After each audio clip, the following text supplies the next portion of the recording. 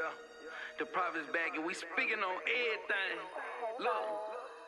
Quick to kill each other, that's your brother, that's a damn shame. White boy ride through your hood freely, you don't do a damn thing. Sick of all this hatred, man, the way it is, it gotta change. Slide on him just for a name, I'm not impressed, to me that's lame. Keep the laws of God, that's game. Israelite blood, what I claim. Pull up in your city, 500 deep, yeah, that purple rain. We prophesying state to state, throw them scriptures in your face. If you didn't live your life in sin, you probably wouldn't have nothing to say. Your pastor, he ain't worth a damn. He gon' lead you straight to hell. You didn't get your knowledge out this Bible, you learned that in jail. That God be true, I know you lying. Your eyes open, but I know you blind. If I gave you a watch, you wouldn't know the time. If you open your ears, I can blow your mind. Godspeed, yeah, that's how we ride, yeah, we on Godspeed.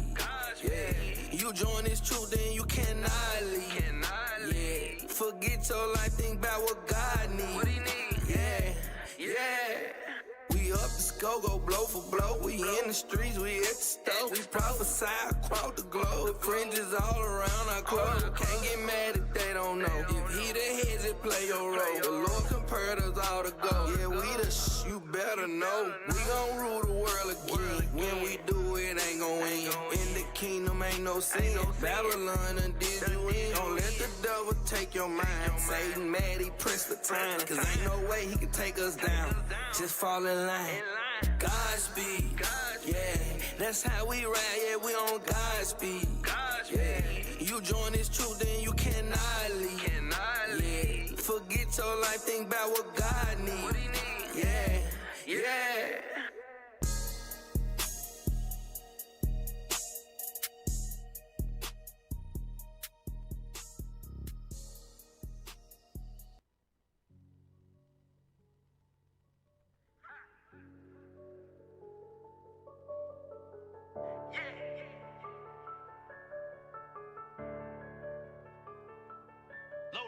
I walk like this cause I know I'm a God. We don't play when it comes to these laws.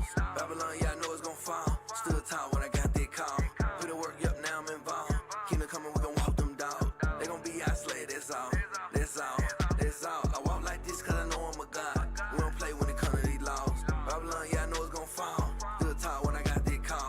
Put in work, yup, now I'm involved. The kingdom coming, we gon' walk them dogs. They gon' be our slave, that's all. Hey, look, tell me who the greatest. Ain't nobody stopping this Israelite movement. They think it's a movie. They getting scared, they know that they lose. They about to lose. We got the truth to all this confusion. Knowledge for days, flipping from page to page. You just gotta use it. They call it amusement. Yeah, they see the swag, yeah, they hear the music. Yeah, we on the rise. They open your eyes, they hate how we do it. They know it's the end. They hear they know it's again. We turning boys to men. We can't afford to sin. We got a war to win. Yeah. Too blessed to be stressed. We got necks on they neck, just like sweat. Talking about they baptized. All you did was go get wet. You showed them wash away your sin. You left that church, you sinned again. You did all that, still didn't repent. When that fire come, you gon' be lit. That pressure come, that's when they quit. Precepts so hard, feel like a hit. He tried to slide, he think he sleep. The most I got, he can't be tricked. He in control, we do the bit. Let's hit the street, get to the bit. Apply these laws, not your decision. Just listen. I walk like this cause I know I'm a God. We don't play when it comes to these laws. Babylon, yeah, I know it's gon' fall. Stood tall when I got that call. Put in work, yup, now I'm involved. Kingdom coming, we gon' walk them dogs. They gon' be our slave, that's all. I walk like this cause I know I'm a God. We don't play when it comes to these laws. Babylon, yeah, I know it's gon' fall. Stood tall when I got that call. Put in work, yup, now I'm involved. The kingdom coming, we gon' walk them dogs. They gon' be our slave, that's all. If you involved, I gotta salute you, Most High Christ bless. You let your next move be your best move like you playing chess. We keep these laws, then we on top. They not at all. I thought my homies was my dogs. They not at all. I wear a breastplate of righteousness like a bulletproof vest. Your past can't stand next to us because there's no contest. I got on warrior bands. There ain't no room for my watch, but I still know what time that it is. We don't play on the clock. And if you talk with your heart, you let your heart write a check. Then we know you can't cash. We just try not to laugh. I mean for real, you just tripping if you still trapped in religion. Your pastor number one sinner in the pulpit pimping. You see the difference in us, cause in God God we trust. That came with blessings from heaven, and we want it all. We some kings, they servants. We some lions, they dogs. And if they tell us we lying, then we might just go I off. walk like this cause I know I'm a God. We don't play when it comes to these laws. Babylon, yeah, I know it's gon' fall. Stood tall when I got that call. Put the work up, now I'm involved.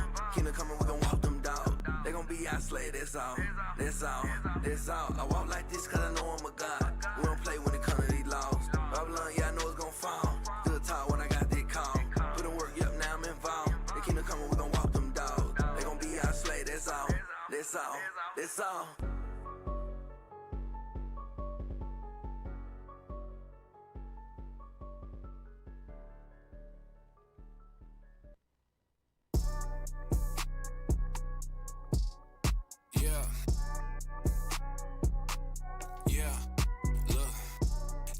Fussing and fighting, I let it behind, but bro, you know that that's my bag. See it, I like it, I need it tonight, but I set it aside cause I might get attached. I keep my eyes on the chief things in life, I be keeping it light when it come to the pack. I keep a sword on my hip for the trip, if you reach for mine, you know that that's your...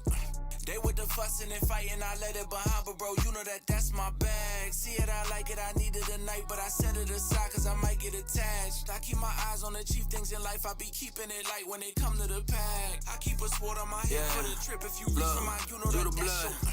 I used to want it all. Now my faith in the Lord, I don't want it all. If I need it, the Lord gon' provide it. Don't already got it, mean I don't need none at all. Long as I got what I need to survive. That spiritual milk that will keep me alive. The water to work, come and take you or die. Don't sit back and watch, cause I know you the prize. Ezekiel 3, come and eat this roll. When the Lord call, put your life on hold. Put away your flesh, analyze your soul. Cause you gotta realize when this lie's been told. Yeah, we at the bottom, that ain't no mistake. They gon' scratch your show, it's trying to get you to flake. Trying to shake up your faith, if you weak, you gon' break. When they turn up the fire, how much heat you gon' take? Yeah, I was sleep, now I'm awake. Yeah, we want the kingdom, but we gotta wait. The way to the gate, yeah, you know that it's straight. When life go hook, don't you dare take the bait. Yeah. They with the fussing and fighting, I let it behind, but bro, you know that that's my bag. See it, I like it, I need it tonight, but I set it aside cause I might get attached. I keep my eyes on the chief things in life, I be keeping it light when it come to the pack. I keep a sword on my hip for the trip, if you reach for mine, you know that that's your... Just give me the chief things, knowledge puff up like bee stings. Sword of the spirit is slay kings, blood of the grape, same thing.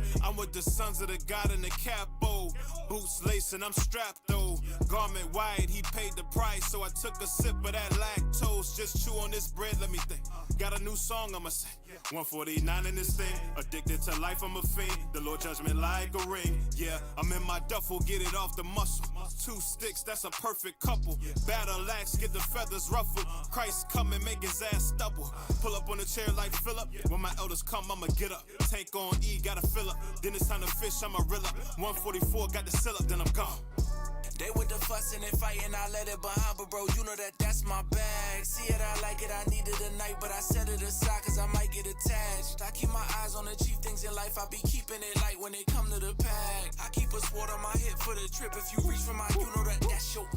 Keeping it basic, I'm good with the milk. Simple in Christ, but I'm far from the simp. Chief is a servant, so that is my MO. In it for life, I want more than a demo. Chasing the bread, we don't need a bag. Look what I got, forget what I had. Brothers in Christ, the heathen get mad when I say my Messiah is blacker than black.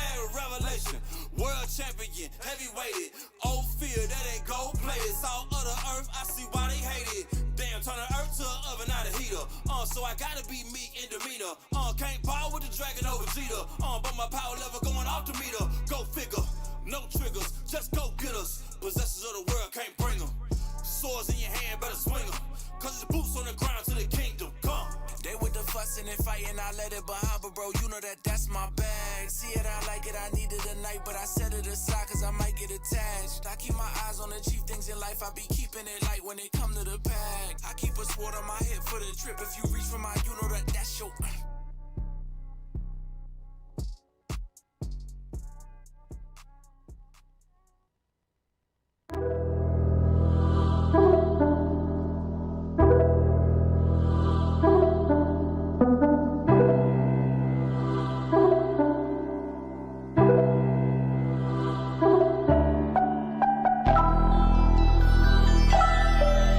I'm your enemy cause I tell the truth, right? They hate him, they rebuke at the gate, man. only say what I know. Yeah, I know what I know. I keep my ear to the streets. How you gon' hurt when you sleep? I know they hate what I'm doing, and they don't like how I'm speaking. Nah, they don't like what we saying. We only say what we see, this are bigger than me. I say what I know. Yeah, I know what I know. I keep my ear to the streets. How you gon' hurt when you sleep? I know they hate what I'm doing, and they don't like how I'm speaking. Nah, they don't like what we saying. We only say what we see, this are bigger than me. Just be cold, I'ma sneeze on them. Prophesy to the wind, let me breathe on them. Foot on the gas, I can't ease on them. Boy, like a parrot, get clean on them. Perfect glory, yeah, perfect glory. I'm anointed, don't be coming for me. This wicked world ain't got nothing for me. Niggas still in the streets and they pushing for it. I'm really like that, just watch me cook. Even under pressure, I'm a pressure cooker. Sayings of the Seers ain't no overlooking. We be overseas, yeah, we got them greed. Make them go to the nobles, gon' take me to trial. Watch out for these devils, they stay on the prowl. These niggas be clowns, these whores on them wild. Give them the milk, then why by the cow? Gotta be humble, become us a child. Keeping these laws so don't go out of style. Jump in that water, you swim or you drown. Going to war, ain't cracking a smile. Bringing it out, I'm controlling the crowd. The speaker go out, then we crying aloud. Enduring the trial, we up in that cloud. 144,000, you see us from mine. Can't throw in the towel, yeah. We taking the kingdom, ain't asking for nothing, we running them down. Keep some hunters around, yeah. Hard of a line, I'm standing my ground. Holding that line till I put on my crown. It's a perfect fit, it make perfect sense. Straight gate, you can't circumvent. I only say what I know. Yeah, I know what I know. I keep my ear to the streets. How you gon' hurt when you sleep? I know they hate what I'm doing, and they don't like how I'm speaking. Nah, they don't like what we saying. We only say what we see, this are bigger than me. I say what I know. Yeah, I know what I know. I keep my ear to the streets. How you gon' hurt when you sleep? I know they hate what I'm doing, and they don't like how I'm speaking. Check, mic, nah, check. they don't like what we say. Check. You hear me? Mic check 1, 2. Mic check. Hey, we in the building. Yes, sir. Come on. 12:30 on a Monday. Yes, sir. Seers of the Seers, we are here. All praise That brother to the on the Most High. sound bite. We in this building. Okay, so he is up back there a little bit. All praises. Hey, we here. We got another fire show for y'all. All right, we got another fire show. All right, I'm Officer Eliakim. Who we got today? Officer Abishai. Officer Ariel. Bro, we got a guest on the show today, bro. Come on. Yeah, the guest chair? man. Don't be Damn, preemptive, hasty bro. and spit. Hasty, It's the man. guest We got a chair. guest, man. Introduce yourself. Officer Mordecai Shalom, Israel. All praises. We got also Mordecai in the building. My brother. All praises. Hey, we got a full house today, man. Man, it felt good, man. Shoot, we got a Having full a house. full crew. We didn't have to work with the skeleton crew. Man, brothers in the spirit. All praises, bro. Yes, all sir. praises. Hey, man, how was y'all Sabbath? It was good. It was good, as always, man. Deacons brought out 5 classes. It was 5. It was good. Can't complain. Yes, sir. Yes, sir. Hey, it was some fire stuff brought out this weekend. All right, and one of the It was cold, though. Yeah, it was cold. It was cold in Ain't as KC. cold as it has been, but it was cold. Yeah, I know different states been getting hit, too. Yeah. ATL getting hit. Who else got hit? Everybody. Basically, the Everybody. South and the Eastern Hemisphere and the South. Yep. But yeah, Yes, other sir. than that, it's good, bro. We straight. Hey, shout out first and foremost, shout out to the bishops, the deacons, the captains, all the leadership, man. Yes, all sir. praises to the Most High. Shout out to him, man, that's doing their thing, traveling, bringing out all this fire, all right? All praises. Shout out to the leadership. Shout out to Captain Hareb. Hey, we got you. We got you, Cap. We gonna hold it down today. All right? Come on. Hey, first, get that first scripture for us. Huh? Samuel's. You know what he want. I'm just playing. Yeah, you got our reader in the house. Hey, yeah, introduce yourself. Introduce yourself, reader. Officer Gamliel. All praises. Yes, We got sir. all Get some DG in the chaps. building. Yes, sir. Read that. The book of 1 Samuel, chapter 9 and verse 9. Come on. Before time in Israel, when a man went to inquire of God, thus he spake, Come, and let us go to the seer. For he that is now called a prophet was before a time called a seer. All right, so it said he that is now time called a prophet was before called a seer. And what did the seers do? They brought out the prophecies of what's to come if you didn't act right. All right, so what we doing today, we going to bring out the prophecies and we going to bring out what's going on in the times for our people today. All right, so put that thumbnail up. All right, because Deacon Malachi did a fire class this past Sabbath that goes right along with what we're going to talk about today. Yep. All right, the social wars. All right, I don't know if y'all know what's going on, but there is a war going on, and it's starting on our minds. Right. All right, they are warring with the minds of God's people, because if you can destroy the mind, right, you can destroy that person. All right, so hey, this is a fire thumbnail. Shout out to our IT department. Yep, and Esau knows this. Yeah, he knows this. He understands that it's a spiritual war as well. So he's trying to attack our people with their media, their news, their propaganda. And who was the Israeli prime minister? Netanyahu? Bibi. He even said it. He said the number one weapon right now, and that was on Deacon's class. That was a fire class. He said the number one weapon is social media. Yep. It ain't guns. It ain't weapons of mass destruction. It's social media. Hence the title of the class, Social Wars. It's a war that we're in with our children, with adults, with everybody, dealing with this so it's taking over. It's taking over our people. But yeah, bro, we got a fire class. Lord's will, we got a fire. Yes, sir. Hey, we good, man. We good. We in the building. Hey, get that Wisdom of Solomon 14:22. Let's start there. Wisdom of Solomon chapter 14 and verse 22. Come on. Moreover, this was not enough for them, that they erred in the knowledge of God. But whereas they lived in the great war of ignorance. What'd they call it? The great war of ignorance. So that's what we're living in right now, the great war of ignorance. Why? Because there's so much misinformation that's been spread right now. And when you got the truth put out there, they label that as misinformation. Right. So what we're living in is a great war of ignorance. Read on. Those so great plagues call they peace. Read. For whilst they slew their children in sacrifices, or used secret ceremonies, or made revelings of strange rites. So think about that. It says, while they slew their children in sacrifices. What are some of these sacrifices that we're slaying our kids in today? Social media. When you got little kids that you're giving tablets to at an early age.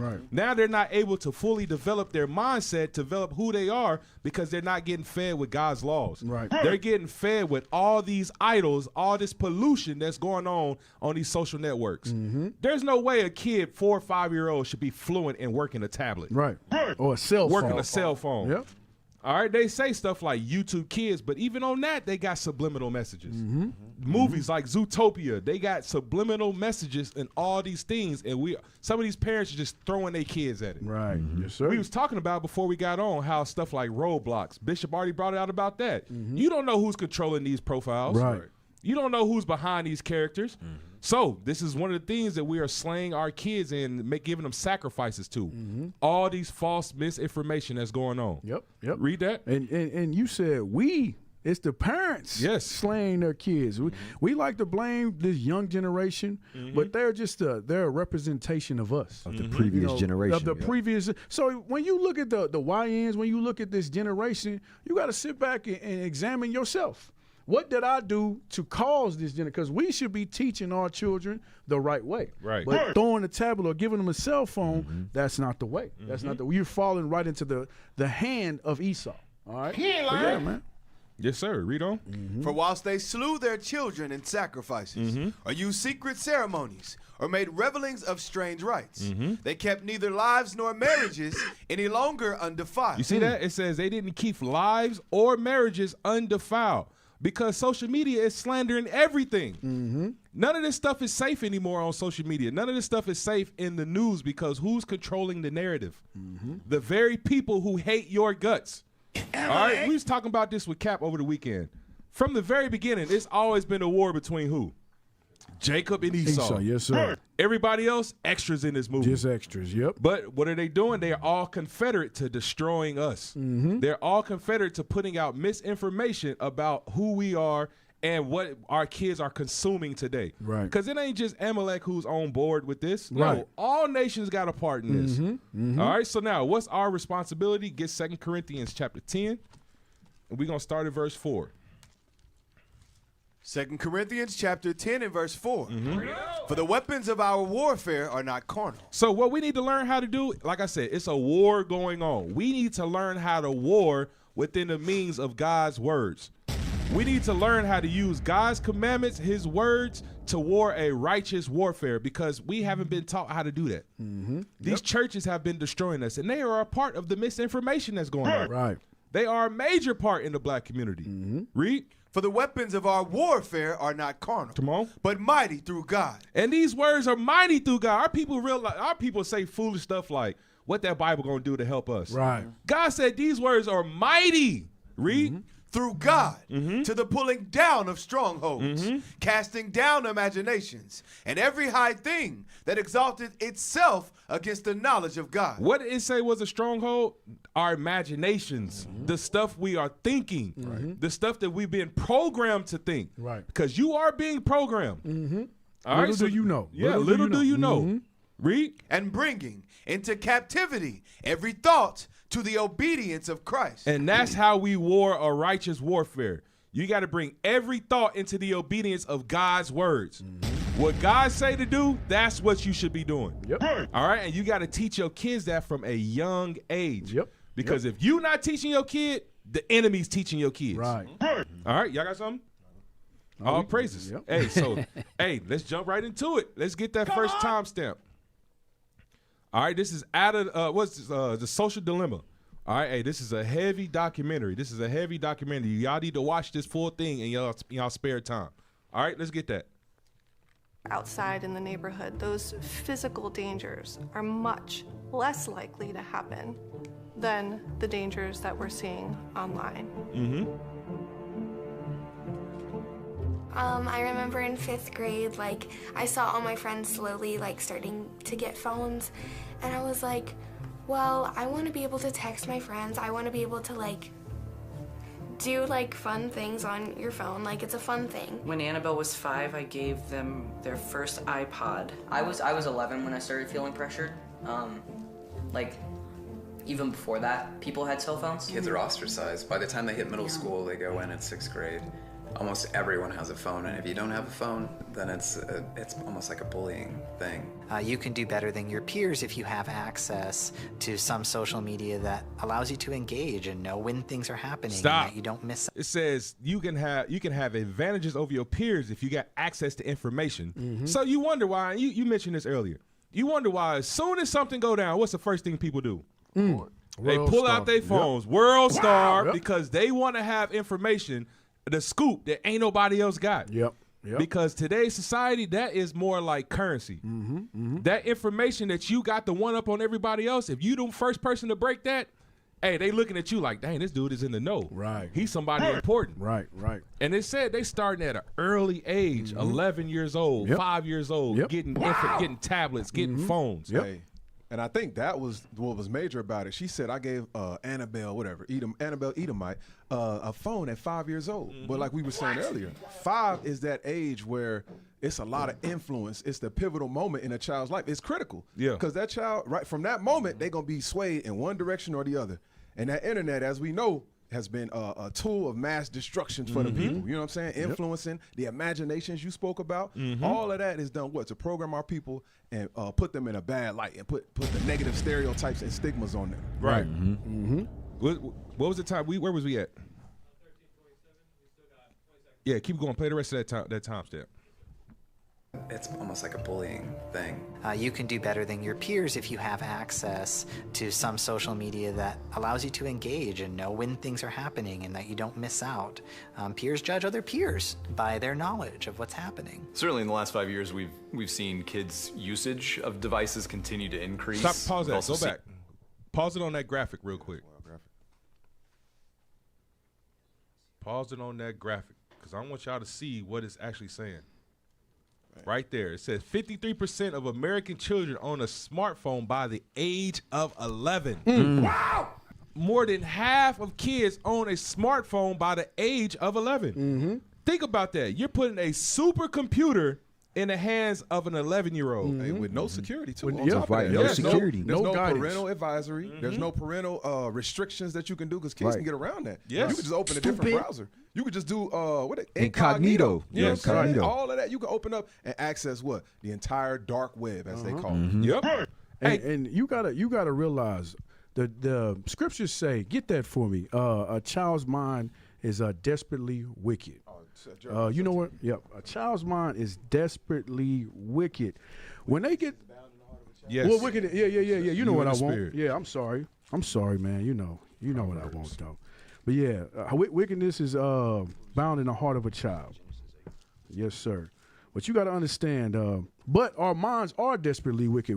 Children, first and foremost, wickedness is bound in their heart, in their mind, all right? So when you give them this tablet, do you think the first thing they're going to do in their idle time is go find the Bible app? Right. You know what I'm saying? Or find something educational. No, and especially with all these algorithms and everything that Esau is putting right in front of us, that the wickedness that's on these apps, they're going to be into wickedness, all right? So get that. Proverbs chapter 22 and verse 15. Foolishness is bound in the heart of a child. It says foolishness is bound in the mind. The heart is the mind. Foolishness is bound in that child's heart. You got to understand, when a child comes out, when a child is born, it needs guidance. Right. It needs parental guidance from day one. All right, you can't just allow that child, give them a tablet, give them a cell phone because it's the end thing. You know, especially in Israel, we know better than that. We have to start taking these tablets, the script, and follow what the scripture says. The scripture tell us we have to teach them day and night. You have to constantly be on these children, or the world is going to take them. You can pull them out of school, but if you still giving them that tablet, they still just as influenced as going to school. You get what I'm saying? Probably even more. Worse. Because when you at the house all day, what you think they doing if you're not paying attention to them? They on that tablet. Right. You gotta start using that. Okay, you gotta monitor that thing. You gotta make sure that they're watching the correct programs. Have the correct what is it? The censorship. The censorships. You have to do these things. We have to constantly be on these kids because it's a war on them first and foremost. Right. They understand that's what a war. They're the next generation. Right. They're the next generation that's going to bring this kingdom down. Right. So it's a hard attack on them, and that's what you're seeing in this documentary, Social Dilemma. It's an attack on our kids first and foremost. So remember that. Remember that thing. You made a heavy point because now you look at it and they talking about how they use social media. Think about how they got it to where parents got to work 8 hours. And how much time are you actually spending on your kids? So here's the easy way. Here, let me give you this tablet. Okay, just put some apps on it. But meanwhile, like you said, their heart is given to folly. Our heart is deceitful above all things. They're gonna find ways around that to now get into to find out about all that other stuff. They're not supposed to have access to a lot of this information that's on the internet, but they do. And this is why you see in a different generation of children that's coming up now that's privy to information that we wasn't privy to when we was younger. You know what I'm saying? I was gonna say too. I was gonna say, you was mentioning the apps. You load the tablet with apps. Yeah, you do that, but the apps have ads on them. Some of them aren't paid, and those ads are not filtered. So whatever goes on in that house in regards to whoever's looking for what will pop up on the ads in your child's educational app that you put on there. You know what I'm saying? And then the child, curious, don't know no better, gonna click on that. You know? And again, there it is, exposure. You know? Yep. And even think about that. All right. Say, for instance, you give a child a tablet. Say they're not watching YouTube, but then they start watching movies. It's all types of subliminals in movies. Come on. These Disney movies, these kids movies, they're all type of sexual innuendos in these movies and these TV shows. So you may say the lesser of two evils, but it's evil both ways. The stuff they watching is not beneficial. How about instead of just letting the kids take the tablet and go in their room, no, you get this amount of screen time and you're going to sit right here at the table so I can have eyes on you while you want it. And that comes with structure. Like when you don't have that structure and like a structured day set out for your kids, you're more prone to just give them a tablet and let them just get on there and do whatever they want. Get on the phone, watch a video because you don't have this structure set up. You know what I'm saying? And this is what happens. Absent parenting. You get absent parenting. And look at this. Look at this. Is this on the screen? Yeah, put that on the screen. Look at this. There's all type of sexual innuendos. You got it. That was it. In our kids' TV shows and movies. You may think it's innocent because it's Disney. No. The devil is still behind Disney. All right, put that up there. Let's look at some of these. Like, for instance, the Lion King. That's one of everybody's favorite. You might thought that was the lion's face. No, it's not. Look at that. Hey, yo. Look at some of these. And this is what we grew up on. Right. You know what I'm saying? The subliminals, you had to really be looking hard, but it works on your subconscious mind. That's it. But what's going on now, it's just right in front of their face. Right in your face. You know what I'm saying? They got the tablet right there. All they got to do is put it in the website and boom. Right. It ain't no subliminal. You know what I'm saying? So it's magnified. Wickedness has magnified in the earth. So remember that. Hey, get that what Officer quoted earlier. Deuteronomy 6.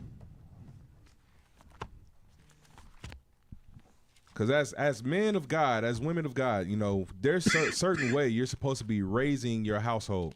And men, it starts with you, because we as the heads of the household, you should be pouring into your wife, and in turn, she should be pouring into the children. Read that.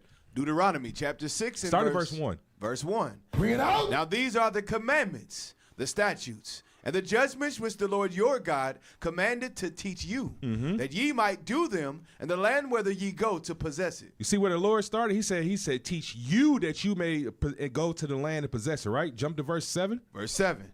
And thou shalt teach them diligently unto thy children. So after you have learned these laws, now you're supposed to teach them to your children. Read. And shall talk of them when thou sittest in thine house, and when thou walkest by the way, and when thou liest down, and when thou risest up. And thou shalt bind them for a sign upon thine hand, and they shall be as frontlets between thine eyes. So this is how you're supposed to be doing. Every time you are around your kids, you're supposed to be asking them little questions, teaching them, building them up in the law, nourishing them in the milk, like the scriptures tell us to when we read 1 Peter 2.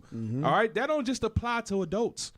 No, the kids need the milk as well. They need to know what is wrong in this world. What are we supposed to be doing? The mindset we're supposed to be having, because it's a lot easier to train them from a youth than to try to fix broken habits when they get older. Yes. Right. That's a quote. Yeah. Hey, and something to pay attention to in that.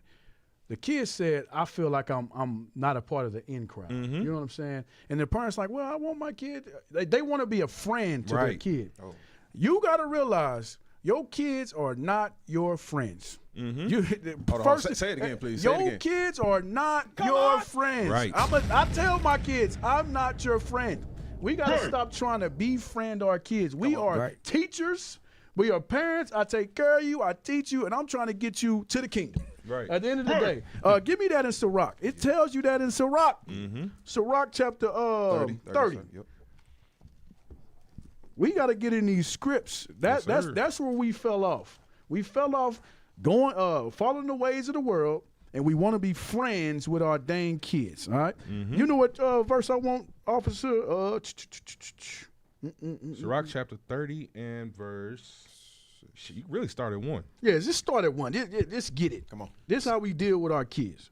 Sirach chapter 30 and verse 1. Bring it out. He that loveth his son causeth him to feel the rod, that he may have joy of him in the end. He that chastiseth his son shall have joy in him. So that's what we do. We teach, we discipline. That's what you do to your kids. All right, read. And shall rejoice of him among his acquaintance. He that teacheth his son grieveth the enemy. When you teach your son, you grieve the enemy. How? Because you teaching them the word of God. Right. You teaching them how to win this spiritual warfare. All right, read. And before his friends he shall rejoice of him. Though his father die, yet he is though he were not dead. For he hath left one behind him that is like himself. While he lived, he saw and rejoiced in him. And when he died, he was not sorrowful. Read verse 9. That's what I want. Verse 9. Cocker thy child, and he shall... Read verse 8. I'm sorry. Verse 8. And horse not broken becometh headstrong. So when you don't discipline your kids, when you don't teach your kids, when you just give them, when you give the water passage to do whatever they want to do, you want them to be in with the in crowd, this is what happened. It says a horse not broken become headstrong. In them later years, you can no longer break that child. Right. All the effects have taken effect. all of that has taken effect in his life. Now when he's 14 to 15, he's a monster. All right, read. A child left to himself will be willful. It say what? Read that again. A child left to himself will be willful. If you leave a child to himself with his tablet, he will be willful. Right. He gonna follow his own will. He gonna follow the will of Esau. Right. That's he's gonna be a chocolate covered Edomite at the end of the day. All right. Read. Cocker thy child, and he shall make thee afraid. Play with him. If you supposed to conquer your child, discipline him, teach him, and he'll be afraid. He'll learn respect. He won't become a monster in his later years. Okay, read. Play with him, and he will bring thee to heaviness. You play with your kids. You want to be your kids' friends. He gonna make you look crazy. Right. So he gonna make you look like a fool. All right. Hey, they call that soft parenting. Soft today. parenting. That's the new term for it. So I don't care. No, you're not getting the phone. All right. You getting the phone when you can get a job. And you can pay for your phone on your own. All right? That's when you get a phone. And as a parent, it's not just a tablet, just giving you a tablet. You have to come up with alternatives. You know what I'm saying? Like, okay, we're not giving you the tablet, but what is it that I can, whether it's piano, playing an instrument, learn to play an instrument, learning different skills. That's what we should be, and especially as us as parents having a vision and understanding what we're trying to do later on down the road, understanding that we're building a nation. We need dentists, doctors, electricians. We need all this stuff. Right. So it's not just, we're going to take the tablet away. Man, if you're going to use the tablet, at least use it. Teach them to use it to better themselves. Yeah. And not just that, start putting them in different activities so they're not idle. They're not left to themselves to do what they want to do. Hey, that's a heavy point. Get that in 1 Timothy 3. Come on. Watch this. 1 Timothy chapter 3. Start at read verse 1, and we're going to jump. 1 Timothy chapter 3 and verse 1. This is a true saying. If a man desire the office of a bishop, he desireth the good work. Read. A bishop then must be blameless, the husband of one wife, vigilant, sober, of good behavior, given to hospitality, apt to teach. So think about this. It says a bishop or a leader must be vigilant. Come on. What does vigilant mean? Have vision. You got to be able to see where something is going and have a solution for it before it even happens. You got to be able to see what the dangers is that could befall your household and separate from them things. All right. And then it says apt to teach. First and foremost, who you got to be apt to teach? Your family, your household. It's going to say that. Jump down to verse 4. Verse 4. One that ruleth his own house well, having his children in subjection with all gravity. So he says your household has to be in subjection with all gravity. You have to rule your household well. This is very important. Read. For if a man know not how to rule his own house, how shall he take care of the church of God? So we all say that we're here to build the nation of Israel, right? If you're not building your household, how can you build the nation of Israel when your household, your children that you're raising are the future of Israel? Come on! So if you're not imparting in them the wisdom and understanding of how to survive in this world and how to be a man or a woman of God, how can you say you care about your nation when they are the ones that's going to take over when you die? You don't care about your nation if you're not raising your kids, if you're just throwing them a tablet. You know a good example of that? King Solomon's son. King Solomon's son. That was a great example of not teaching your children. It caused the whole kingdom to split because he wasn't teaching his son how to be a man. The scriptures teach you. Let me get that 1 Kings. 1 Kings 2 and 2. Is that what I want? Yeah. 1 Kings chapter 2 and verse 2.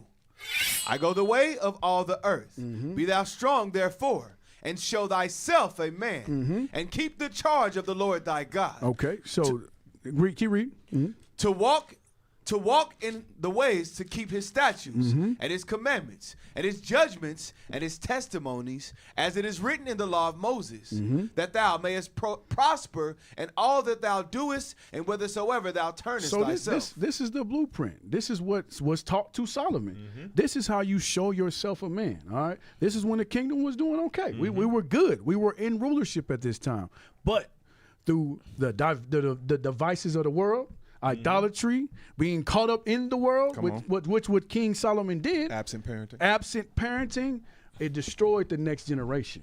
That's a perfect example right there. We have to teach our kids. They are the next generation. They're the ones that's going to be out in the street. They're going to be the Avengers. They're going to be the next Avengers to cast down these imaginations, to pull down these strongholds. So we have to be on these kids. Stop giving them the computers. Stop giving them the tablets. Teach them day and night. Follow the testimonies. Follow the scriptures. That's it. It's easy as that. It's easy as that. Hey, go to the next timestamp. Go to 14:12. And this is going to go right along with what we're talking about. All right, 14:12. Watch this. Let's get it.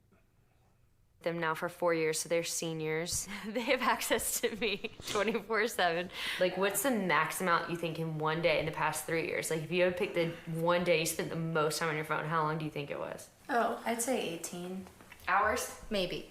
Say 5. 18 hours. Stop right there, bro. She said she spent 18 hours one day on her phone. Crazy. There's 24 hours in a day. Crazy. So all that's left is what, 6 hours of sleep? That's sleep. And that ain't even adequate sleep for a child. That ain't even How adequate. can you spend 18 hours on your device? But that's what's going on today. We just throwing these kids these tablets and we forgetting about them. Right. And we wonder why they out here whoring out themselves. Right. Or why they out here hating and killing each other. And you look at the flip side. We talked about it before.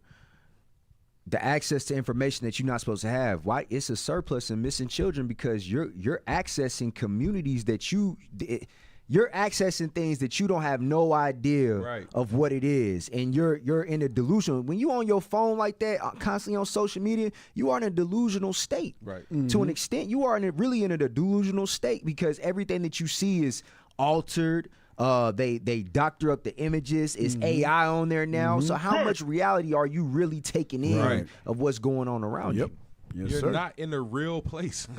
Social media is not real. It sure ain't. All right, they're feeding you what they want you to consume. People are giving you their representative or somebody they want to be. It's not a real place. Right. Play on. 3 years. Like, if you had picked the one day you spent the most time on your phone, how long do you think it was? Oh, I'd say 18 hours, maybe. Say 5. The last 2 months, it's been 8, 9. 10, 11 hours a day. Yeah, maybe like 12. So in the past 10 years or so, the time that they're spending on them has skyrocketed. On average, maybe 7 hours a day. It's a lot of time when you also have to do school and sleep and eat. 7 hours a day is like a work shift. There's a lot to do on your phone. Like, you can text people, you can play games, take videos, like take pictures. Like, there's a lot to do. We've always had these things that captured our attention, but there is a certain level of precision with which today's technology hones in on our neurology and the way that we are. You hear that? It said there's a certain way with precision. They're preying on our kids. Yep. They are preying on the mindset of our kids. Hey, go back to Sirach 30 real quick and read verse 11. Hey, that's a cold chapter for this. For real. The book of Sirach, chapter 30 and verse 11. Come on. Give him not liberty in his youth, and wink not at his folly. The Bible says, give that child no liberty in his youth. Right. So our kids shouldn't be spending 5, 10, 7, 8, 12 hours on tablets. Yep. All this liberty to do whatever they want. No, you should not be doing that. Right. Because these kids are going, like it says, if you leave a read verse 12. Keep on. Bow down his neck while he is young, and beat him on the sides while he is a child, lest he wax stubborn, and be disobedient unto thee, and so bring sorrow to thine heart. It said bow down his neck, meaning you got to keep these kids in subjection. If you leave these kids with too much liberty, they're going to become headstrong. Now you're going to have a headache every time you think about this child. Because this child going to do whatever he wants that comes to mind because now he doesn't know how to reason. Yep. He don't know right and wrong because you haven't been teaching him how a kid is supposed to operate. Right. Bro, when we was kids, all we needed was a bike and we was outside all day. We outside. It was a social life. Half these kids don't even know how to ride a bike. Right. Come on. Ain't tying their shoes. Like it's simple. Am I lying? He ain't lying. 10 years, 11 years old, we are neglecting these. They don't know how to tie their shoe. Right. Simple life skills. This new generation, man. They don't know how to interact with each other. They don't bro. know how to interact. They don't know how to be a kid. They don't know how to have the mindset of a kid because when you give a kid a grown-up device, that's when they get that grown-up mind to do grown-up things, as our parents used to say. Right. You a kid, stop talking in grown-up conversations. But when you give them the tablet, that's all you give them. Yeah. They watching the same things that their parents is watching. Right. So it's like they feel like in a level, in a sense, like they're equal because of what they're consuming. They can hold a conversation with adults. Right. And that's not true. Right. That's not true. Yep. But if I get a script real quick, get Psalm 78 and 5. Come on. Psalms chapter 78 and verse 5. Psalms chapter 78 and verse 5. For he established a testimony in Jacob. Read verse 4. I'm sorry. Verse 4. We will not hide them from their children, showing to the generation to come the praises of the Lord. That's what we're supposed to be doing. We're supposed to be showing the generation to come the praises of the Lord. Right. We're supposed to be showing them, hey, the vision of the Bible, themselves in the Bible, establishing a vision within our children. Because the praise of the Lord is us eventually coming back to being one nation, a functioning nation. Doctors, farmers, all these different occupations that our children can be in. That's part of the vision. And that's part of what the Lord is requiring of us. Keep reading. And his strength and his wonderful works that he had done. So we're supposed to be showing the wonderful works that he's done. As you seen with last night was it's new moon right now. When you seeing all the works, the Passover, what the Lord done, we're supposed to be showing the works when the Lord delivered us out of Egypt, how he's gonna do it again, how the Lord has all the works of the Lord when you go through the scriptures. Come on, keep reading. For he established a testimony in Jacob. Read. And appointed a law in Israel, which he commanded our fathers. That they should what? That they should make them known to their children. This was a commandment. We're supposed to make these laws, statutes, and commandments known to our children. Keep reading. That the generation to come might know them. Now think about it. If we were cut off and we weren't teaching our children the laws, statutes, and commandments, that's where you get today. They have phones in their hands. Because why? A lot of us today, like Christ has said, we're like children in the market. We grew up too fast. A lot of women grew up, they had babies when they was 16 through 22 years old. And men had children when they was that young. So guess what they felt like? They felt like they missed out on a part of their life. So when that child gets to a certain age, that adult or that mother or father, they're not mature. So therefore, what are they trying to do? They trying to live through their kids. Now that's where it comes from, where you want to be friends with your kids. Right. Because why? You feel like you missed something, or you have that you have a certain disdain because you feel like your kids took away from your life and what you see all your friends doing. And you want to live through them. Yeah, you want to live through them. So that's why grandma today is about 37 years old, and she's in the club with her daughters, and so on and so forth. Because why? The laws was never taught to our people. Esau knew that. They knew this. The men is supposed to be teaching the generation to come. Finish that off. Even the children which should be born, who should arise and declare them to their children. It's supposed to be a cycle, but that cycle was broken. Read the last verse. Verse 7, that they might set their hope in God. The children's today hope is not set in God because they never known God. They've known Caesar Borgia.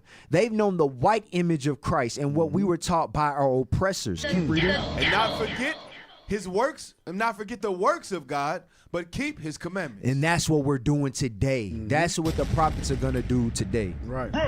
And what it's doing, because what we're doing, we teach leadership. We're bringing up new leaders. But they know, like, I think, did you get 1 Timothy 3? Yes. Did you get? Go back and grab that. Go back and grab that. These are all the attributes, the qualities of being a leader that our kids being caught up in social media, there's no way they can learn these things. Get that. 1 Timothy 3, start at verse 1. 1 Timothy chapter 3 and verse 1. This is a true saying.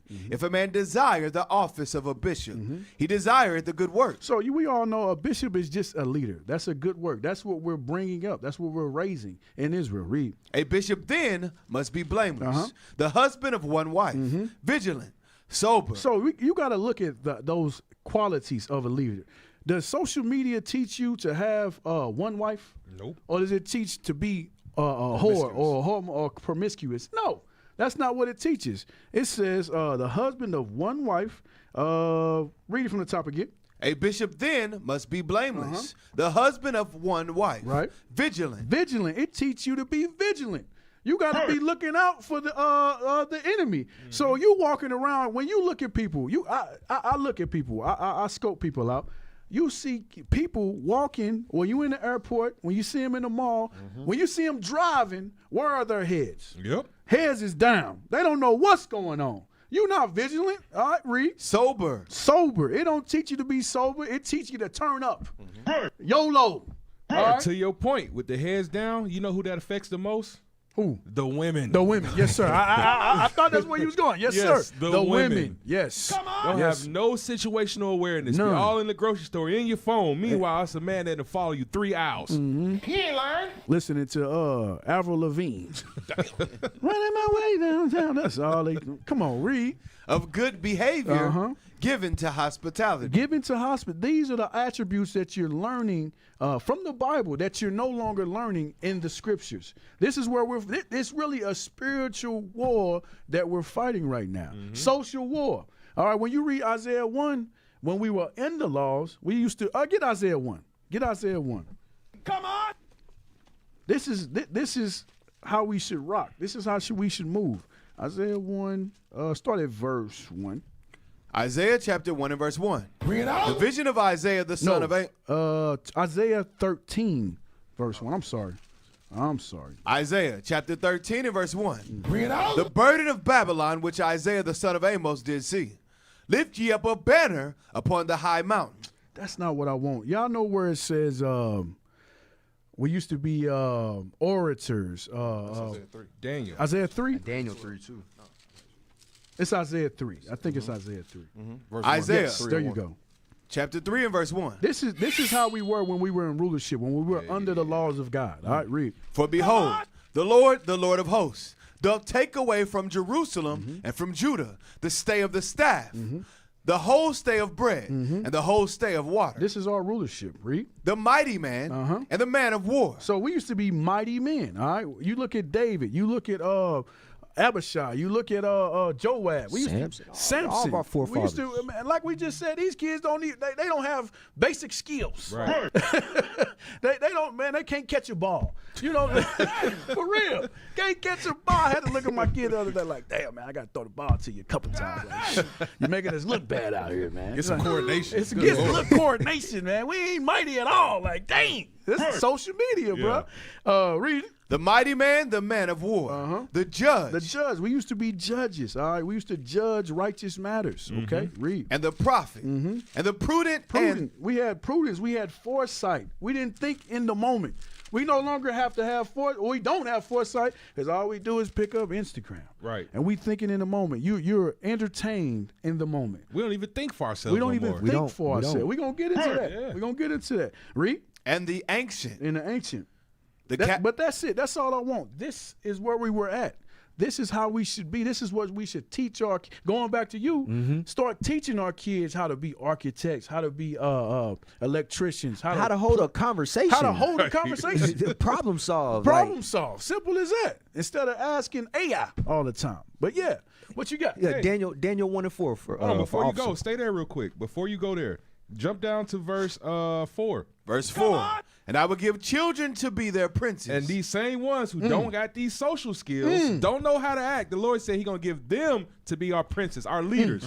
Read. And babes shall rule over them. Read. And the people shall be oppressed. And what happens because of that? The people shall be oppressed. Now you look at our neighborhoods, they all destroyed. Boom. Because the kids who ain't got social skills, don't have conflict resolution, these are the ones that's leading us now. Because we didn't have vision to teach them God's laws. Break it up. How to be a man, how to be a leader. Now the AI has taught them. Now social media has taught them. Right. And they acting off of everything they've been learning from a young age. Right. And officer, that goes with what you pulled earlier, that Deuteronomy 6, where it says, teach them diligently. As a man, they should be able, as a father or mother, they're watching how you interact and deal. So when you have them out and about and you teaching them, taking them to the grocery store, out to the stores or whatever, they're watching how you interact, how you're social, how you deal. That's what they pick up on, not what you just, thus saith the Lord. Nah, they watch your actions and how you deal in the congregation, and they're going to mimic that. But that Daniel 1 and 4 for Officer Abishai.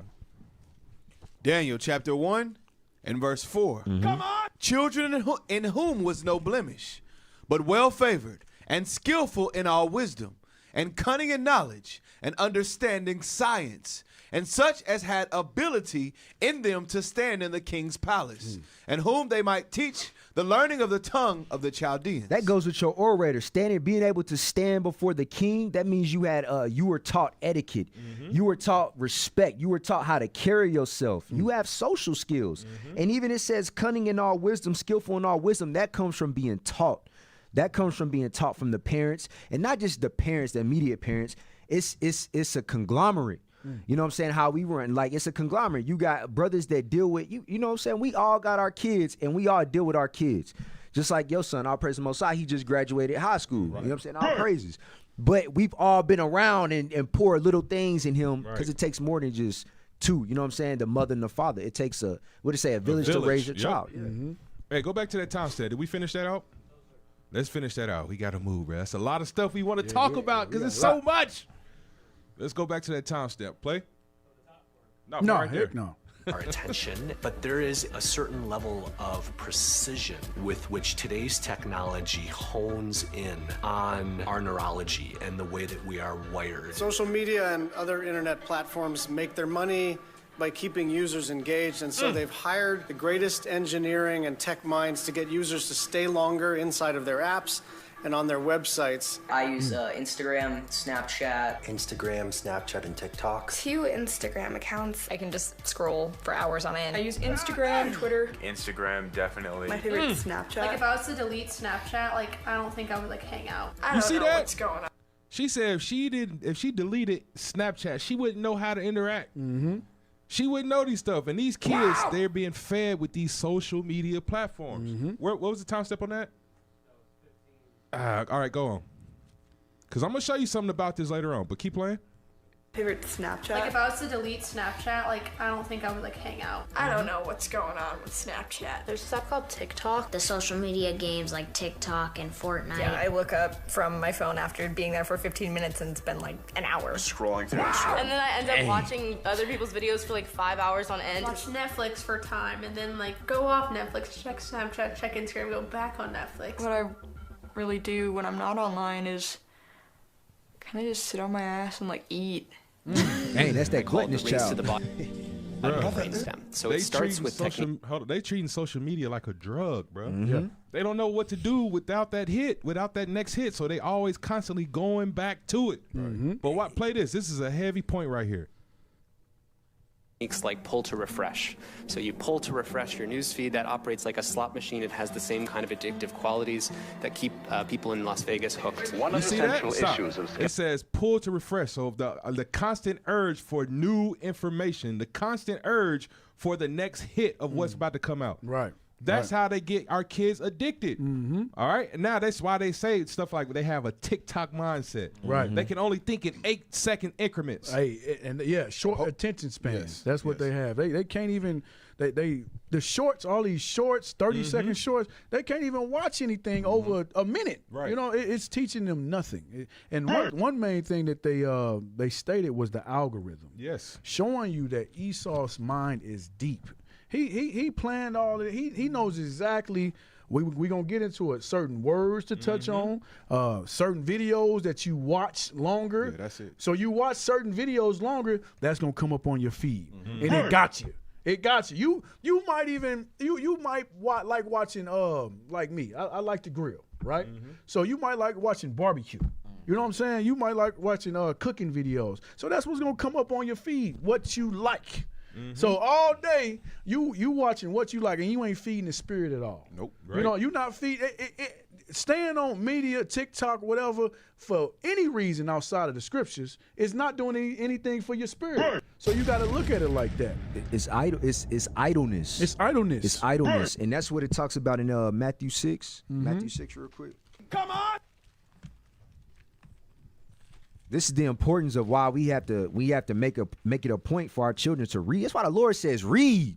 You know what I'm saying? Put your phone down and open your Bible up and read. Disconnect from the world. Right. Come back to reality. Watch this. Matthew chapter 6 and verse 22. Matthew chapter 6 and verse 22. Bring it out. Actually start at verse 21. Verse 21. For where your treasure is, there will your heart be also. Right. So where your treasure is, what you deem to be treasure, that's where your mind will be also. So if it's not on the scriptures, if it's not reading, if it's not building yourself up, if it's not using social media, because we use it, We use it to push the truth, Right. share videos, Right. we use the same way Esau uses it in righteousness. We use it to gather our people to where some places we can't reach. What But they the use for internet is evil, right. we should be using for We're good. using it for good. Right. So where your heart is, that's where your treasure will be also. Come on. The light of the body is the eye. So the light of the body is the eye. Like it says, your eyes are the window to the soul. If you ever heard that before, the light of the body is the eye. Come on. If therefore thine eye be single, If your eye be single, if it's focused on that treasure, read. thy whole body shall be full of light. Now, what is this saying? It's saying where your heart is, where your feed, what you feed in your spirit, that's what's gonna manifest. So when you getting on TikTok and you constantly scrolling, or Instagram, Facebook, you constantly scrolling, and your algorithm starts to change. Your algorithm starts to reflect your mind. What's really in your mind. Ain't no barbecue videos coming up. We know what's coming up in your feed. Eventually, it might be good at first, but then Esau, I know y'all seen it. When we used to have our videos, we'll play our video, it'd be R-I-U-I-C, and the classes stop, and it'd be a Christian pastor. A Christian pastor. So Esau knows how to slide stuff into your algorithm, and you watch it, and boom, now guess what? It's going to start manifesting through your speech, where you carry yourself, and guess what you're going to start to be? Antisocial. That's why you start to separate yourself. You've been feeding yourself nothing but BS all week. So when you come into the school, when you come around your brothers that's been in the spirit, guess what you're going to talk about? Right. When we talking about this, you can't really hold a conversation. You're going to want to separate yourself. So because you've been feeding yourself BS. The scriptures say, out of the abundance of the heart, the mouth speaks. So what you've been feeding your mind, your spirit all week, you speak. That's why some brothers say something, you be looking, what you talking about? Or they do a dance. Oh, they do it. Ain't that the damn TikTok? Okay, all right. We know what you want. Hey, it was crazy. Like you said with the algorithm. They'll slide that one random video in there, and if you watch that for 5 or 6 seconds, it's over. They got you. It's over. That's all it takes. That over. one hesitation to swipe and get rid of that thing, and now there's more and more is feeding on your timeline, bro. Right. It's that simple. All right, now, so go to the article. The triggers. Because you said something heavy. Certain triggers will make you want to scroll more and more and more. And Esau knows this. They have it down to a science. Read that. 17 proven emotional trigger words that drive curiosity. Proven trigger words. So this ain't something they just randomly threw up there. This is something they practice, they rehearse, they've been doing. It's scientific. It's scientifical facts. Esau know what they doing, bro. Let's read. Go down. Come on. It's a word I hadn't heard before, but one that seems perfectly fitting. Informorvious. That term refers to creatures that search for and digest information just like carnivores hunt and eat meat. The creatures are, of course, people. And those people include the prospects you write to on behalf of your clients. So it said these people are the ones that crave information. That's all their mindset is wired around, having the latest and the newest information. All right, read. Well, I spent a heck of a lot of time looking for and consuming information online. In the U.S. alone, the latest stats show that adults spent at least 470 minutes a day on digital media. That works out to 7 hours and 50 minutes of their time searching for information. It's like that video said, bro. That's a whole work shift. Yep. So as much time you spending at work, you spending at home searching for new information, trying to have the latest of what's going on in the world. Right. Feeding your mind, being idle. Read. And that's up from last year, which was 413 minutes. That's an 13% increase in the amount of time people spend online. And let's think about this, because this just said this is just the adults. The kids, they go to school, and kids don't have the same responsibilities as we have. Right. We got to work. We got to take care of the household. There's a lot of things we got to do as adults. Kids don't have to do the same amount of stuff as us. So if we spending that much time online, how much more are the kids spending? Yeah. Yes, sir. How much more time are the kids ingesting information that is not beneficial for them? Right. And Esau preys on that. And don't let them allow phones in the school. Right. They own it at school. Yes. They have phones in the school. I remember a school I had went to, in order for them to have a hall pass, the hall pass was on their phone. Wow. Dang. Yeah, they had a hall pass on their phone. And not to mention, some of these schools give kids laptops. Well, a lot of the schools give the kids laptops. So they got access 24/7 to information that is not beneficial to them. Yes, sir. All right, go down. Let's see some of these trigger words. Read that when it comes to.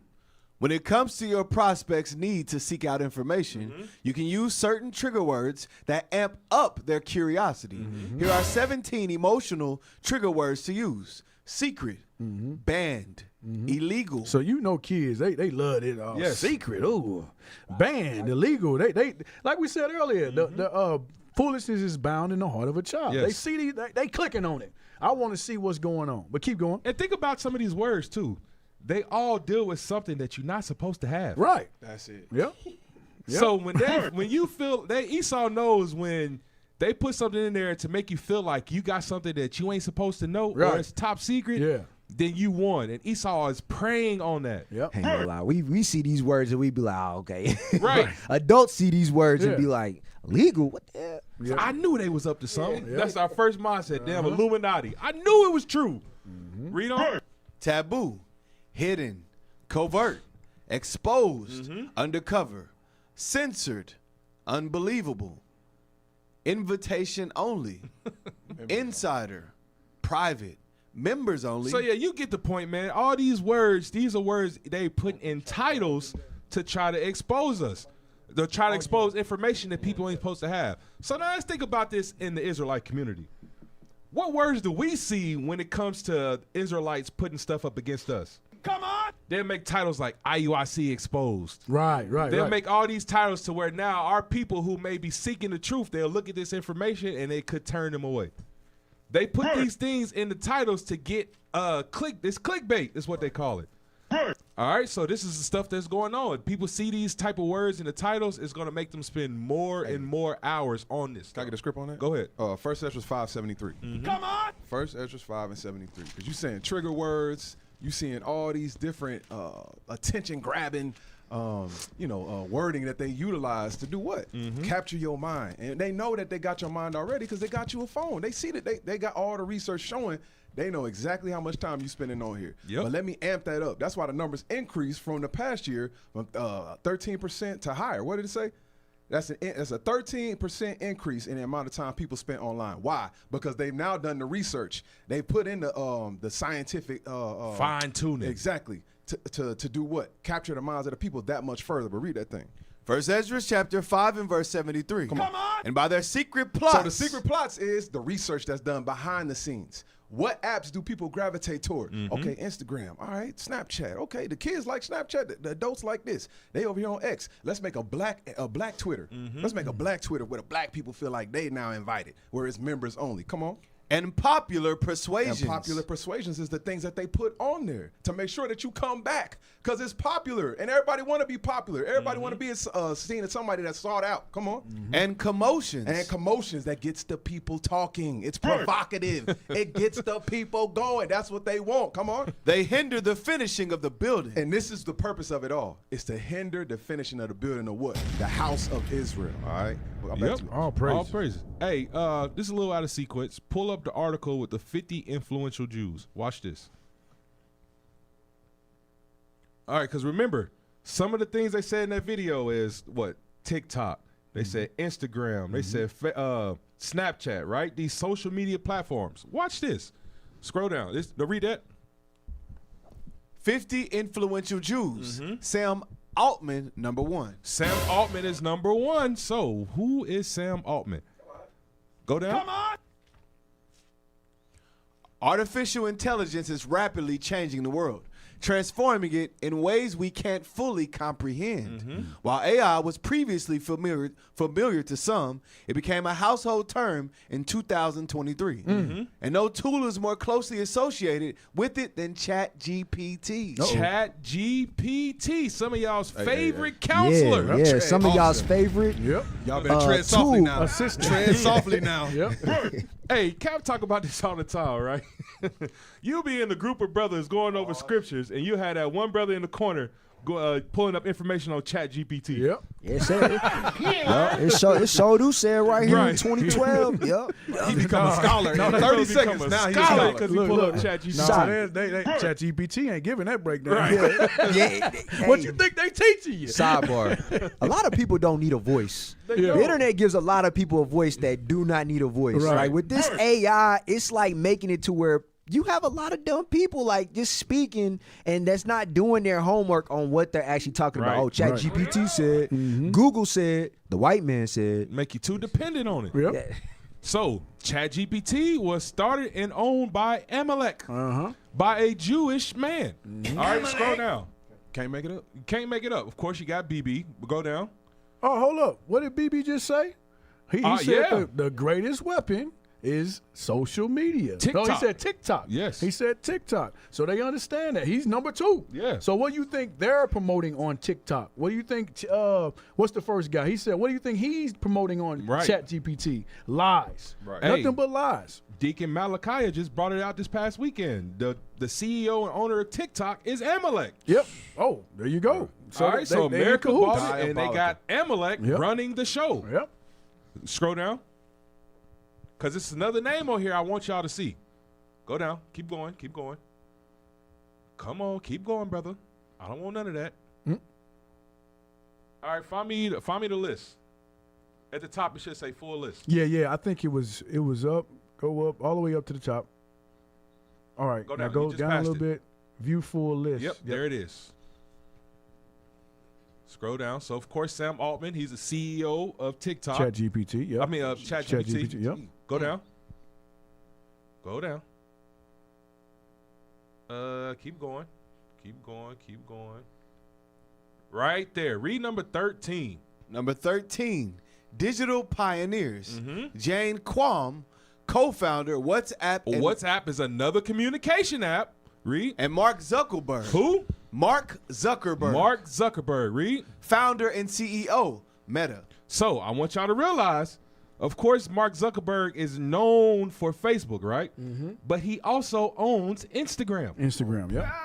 Do it He's for the gram. also the Instagram owner. Wow. You don't find that suspicious? So who is running these social media platforms that our kids are flocking to? Your They're enemies. being influenced by. Yes, where they're getting all their information from. The enemy. And like I said, what do you think that Amalek? It said the first two.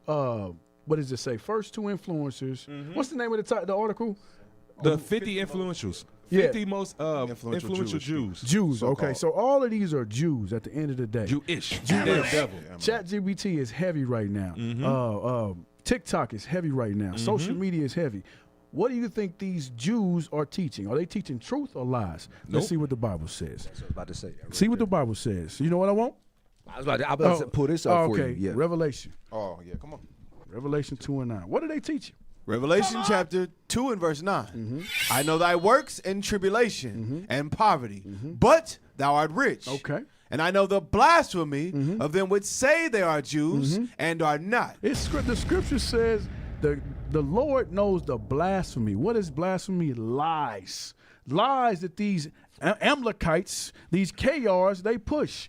They push that they are the true Jews. That's a lie. All right. And anything that they promote on their social media is going to be a lie. Right. It's going to influence our children, influence Israel as a whole in the wrong direction. Or because they now have the ability to deem things as misinformation.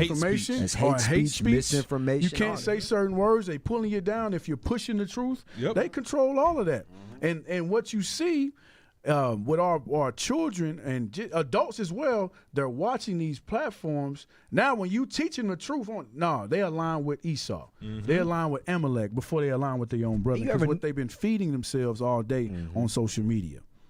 I was going to say, you ever notice how when we go out and teach, some people always, like, we run into people that have the same responses verbatim. Yeah.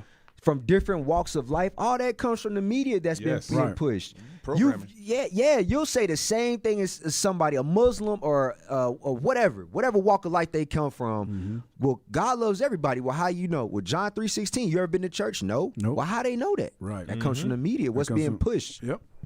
So, hey, let's jump to the next timestamp because we running short on time. We got a lot of information. Go to 1735. Because we talked about it. What does this lead to when you give a kid so much information at such a young age? All right, that's not good for their minds. The development. Their development. Play that, 1735. Social sensitivity develop much earlier than their ability to regulate these areas in their brain. Throughout childhood, the brain experiences rapid maturation. It begins in areas responsible for basic perception and memory, way in the back of the brain, and it ends in the front of the brain. And in the front of the brain, that's the areas that are most important for having us regulate our responses to rewards and our responses to social feedback. And the highest order part of that doesn't really develop into the 20s. My biggest fear is when they get older that they never put those things down, and that they're so disinterested with connecting with other people, like in person, that it negatively affects them. Being a leader 14 years ago was easier. The way kids are has definitely changed. They have less or no coping skills. They are also harder to... Hey, pause real quick. So, I don't know if y'all saw that story where there was a young boy who was talking to ChatGPT, and it ended up telling him to commit suicide or to off himself. Dang.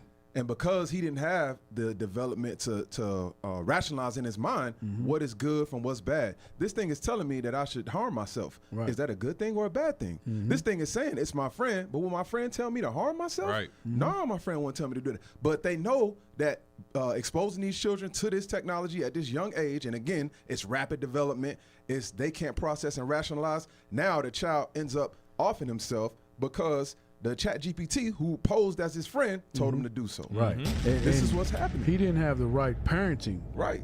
That's what the video said earlier. First and foremost, it starts with the parents. All right. Secondly, he didn't have any role models. All right. A lot of us, we come from single parent households, things of that sort. But the scriptures also say we got to be a father to the fatherless as well. So he didn't have the right role models. He didn't have the right parenting. So what do they go to? They go to ChatGPT. That's their idol now. That's where they get their influence from. So yeah, he took ChatGPT's advice and he killed himself. It's crazy. It's ridiculous. And even when you think about that, when you give a kid access to that much information, you think they're going to go to their parents for anything? Wow. Come on. They're not going to rely on their parents for anything. Why do I need you? Why do I need you? Why do I need to come to you with my problems when I got social media, when I got an app that could tell me how to move in these situations? So I ain't got to come to you no more. I don't need you as a parent. So that's the mindset they're developing in our kids. And like he just said in the video, our kids' minds, they don't fully develop to learn how to reason because they don't have to do it for themselves anymore. Come on. Right. Yes, this sir. is the war of ignorance that we're going through. And so you lose critical thinking skills. Yes. Critical thinking is gone. There's no focus. There's no ability to discern between good and bad. All of that's taken out the picture. Play on. Less or no coping skills. They are also harder to kind of break that outer shell and talk about hard things. They don't want to, or they don't know how. It's wild. They really just don't know how to get there. One of the greatest consequences of screen time addiction is just the lack of social development, social skills development, being able to connect with other people. And we're seeing a lot more of that as we are becoming more aware of what social media does to our ability to have empathy and to interact with others and to see their social cues, understand their social cues, and react accordingly. We're seeing the difference that it's making, but the kids aren't. The disconnect of even just he with his friends. I mean, it is how they connect, but how connected are they if they're all getting depressed? And if they don't have anything to compare it with, like you said, we have a comparison because we grew up differently, because we didn't even have the option. We're incredibly social creatures. That's actually what separates us, not our intelligence, but our ability to work together in communities. Stop. So it says we are incredibly social people, right? And that's what brings us together and learning how to work together as a community. Get that in Zephaniah 2:1. Come on! Zephaniah chapter 2 and verse 1. Let's see what the Bible says about this. Come on! Come on. Zephaniah chapter 2 and verse 1. Gather yourselves together Yea, gather together, O nation, not desire. Why do you think they are pushing social media and these things on our kids? Because they don't want us to have these social skills to learn how to come together. They don't want us to gather together. They don't want us to gather together. They want us to be individuals.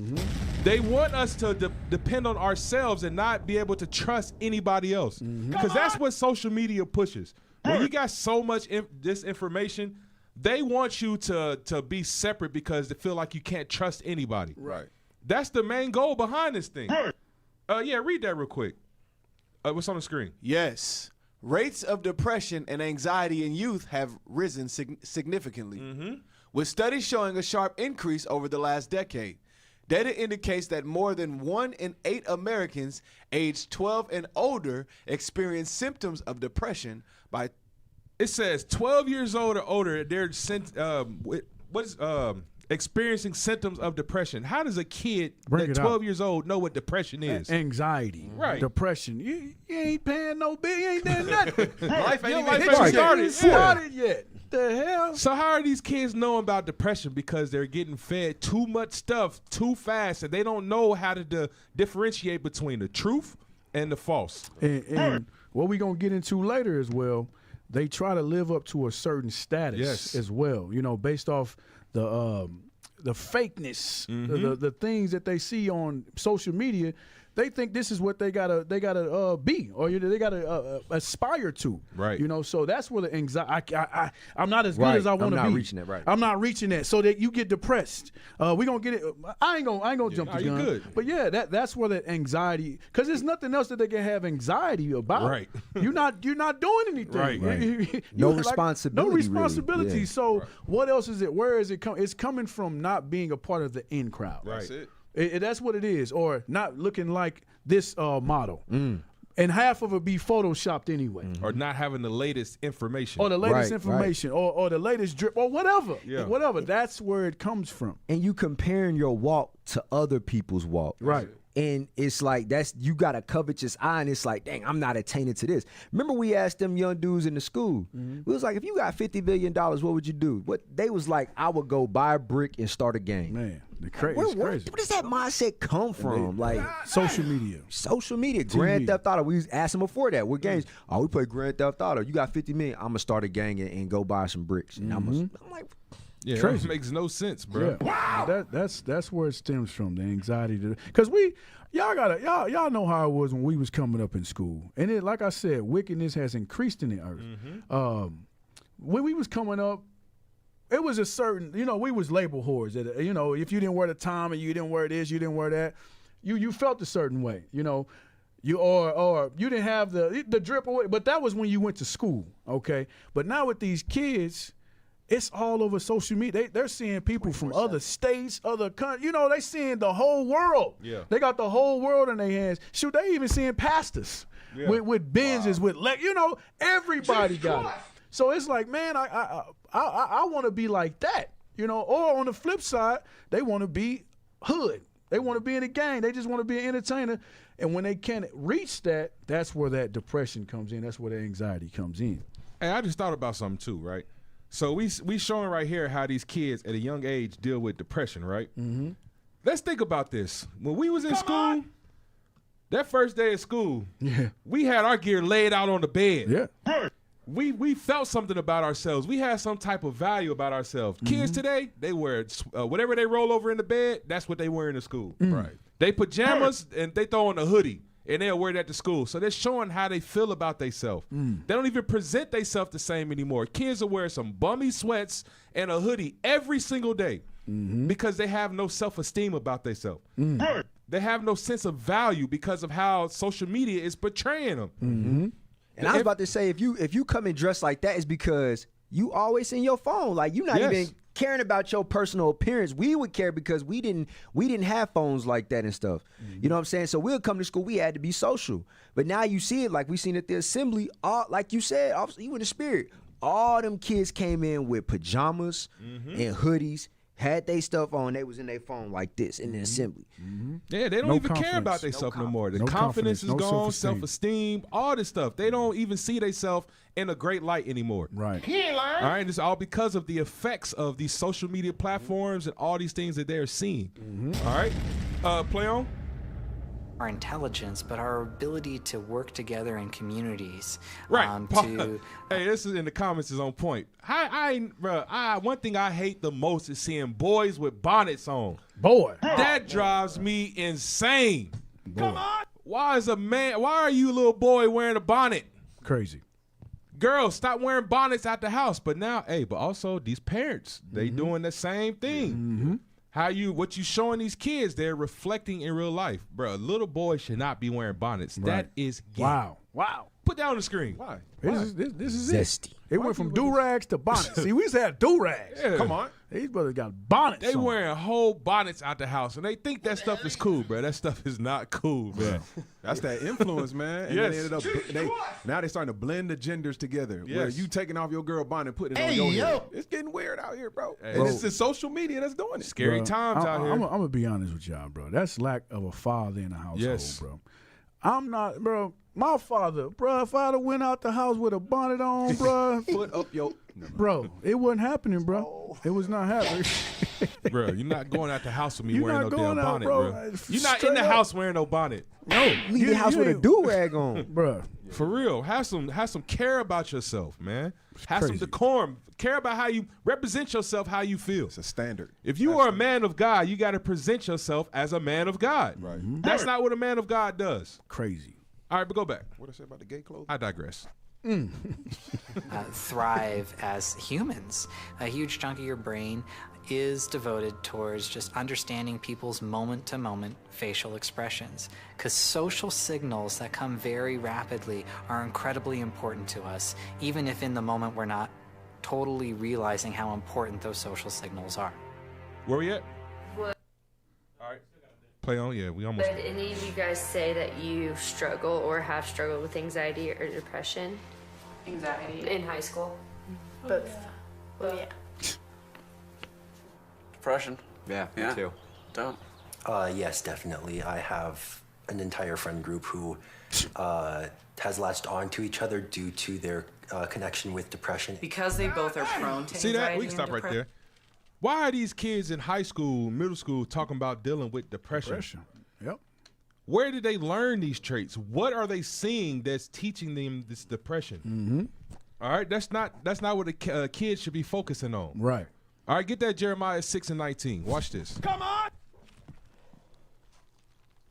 Jeremiah chapter 6 and verse 19. Bring it out. Hear, O earth, behold, I will bring evil upon this people, even the fruit of their thoughts, because they have not hearkened unto my words. So when kids don't know God's words, when kids are not brought up in God's law, statutes, and commandments, our mindset is cursed. The fruit of our thoughts is cursed. So now we're only meditating on evil constantly. Because that's all you're being fed is evil things. Right. And that's why our kids are depressed. That's why they have anxiety, because they don't have the fruits of the, let's get that, Galatians 5, the fruits of the Spirit. Bring it out. You on point, officer. Our kids don't never learn the fruits of the Spirit, so how can you have joy and peace when you don't know how to attain these things? Read. Galatians chapter 5 and verse 22. But the fruit of the Spirit is love. Actually, start up. I want to start at verse fruits of the flesh. Verse 19. Read 17. Read 17 first. Verse 17. Come on. For the flesh lusteth against the Spirit, and the Spirit against the flesh. And these are contrary the one to the other. So it said the fruit of the flesh and the fruits of the Spirit are contrary one to the other. So if you are feeding the fruits of the flesh more often than you are feeding the Spirit, that flesh is going to win. Right. That flesh is going to have full dominance or control of that vessel. And it's a constant battle. Yes. It's going to be a constant, but you have to be feeding that spirit way more. You have to feed the spirit. Go ahead. Read on. And these are contrary the one to the other, so that ye cannot do the things that ye would. You can't do the things that you would, even if you wanted to do good. If you feeding that flesh, that's what's going to win. Read. But if ye be led of the Spirit, ye are not under the law. Now the works of the flesh are manifest, which are these: adultery, fornication, uncleanness, lasciviousness, idolatry, witchcraft, hatred, variance, emulations, wrath, strife, seditions, heresy, envyings, murders, drunkenness. And stop right there. Envyings, that's something that's heavy when it comes to kids. When it comes to high schoolers, middle schoolers. Envy. Jealousy because of what somebody else has or what I don't have. That's something that's very, very big in high school. The peer pressures, which comes with the fornications and the uncleanness and the lasciviousness, idolatries. All this goes on in kids, in high schools, walking them hallways. We've been there. Right.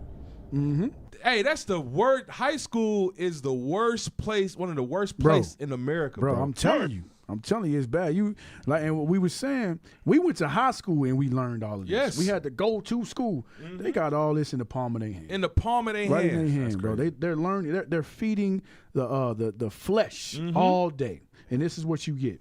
This is what you see. All of this you see on social media. Yes. All of it. And it said this is contrary to the fruits of the Spirit. It's contrary. So if you are indulging yourself constantly 8 hours, 10 hours, 12 hours a day in this, what you think gonna come from it?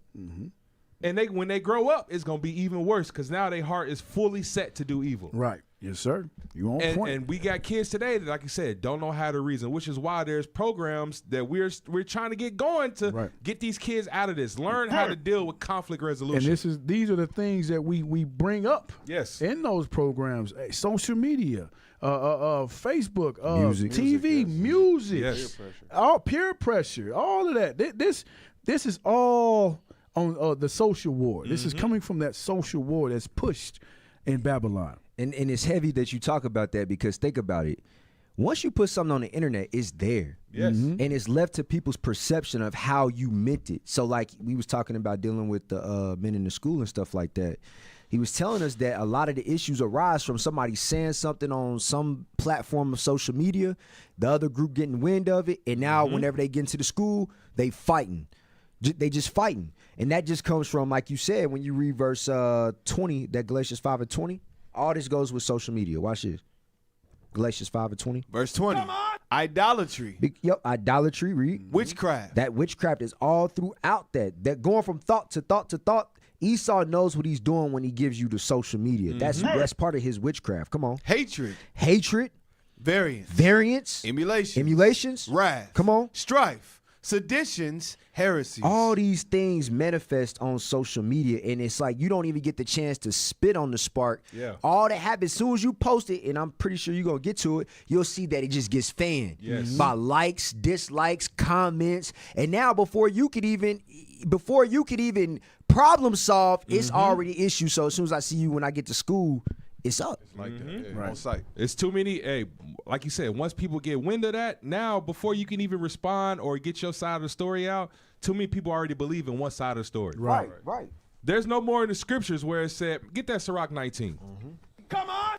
The Bible gives us ways to handle these things, but like you said, once you put it on social media, it magnifies before you can even learn how to deal with the situation. Sirach 19:13. Sirach chapter 19 and verse 13. Admonish a friend.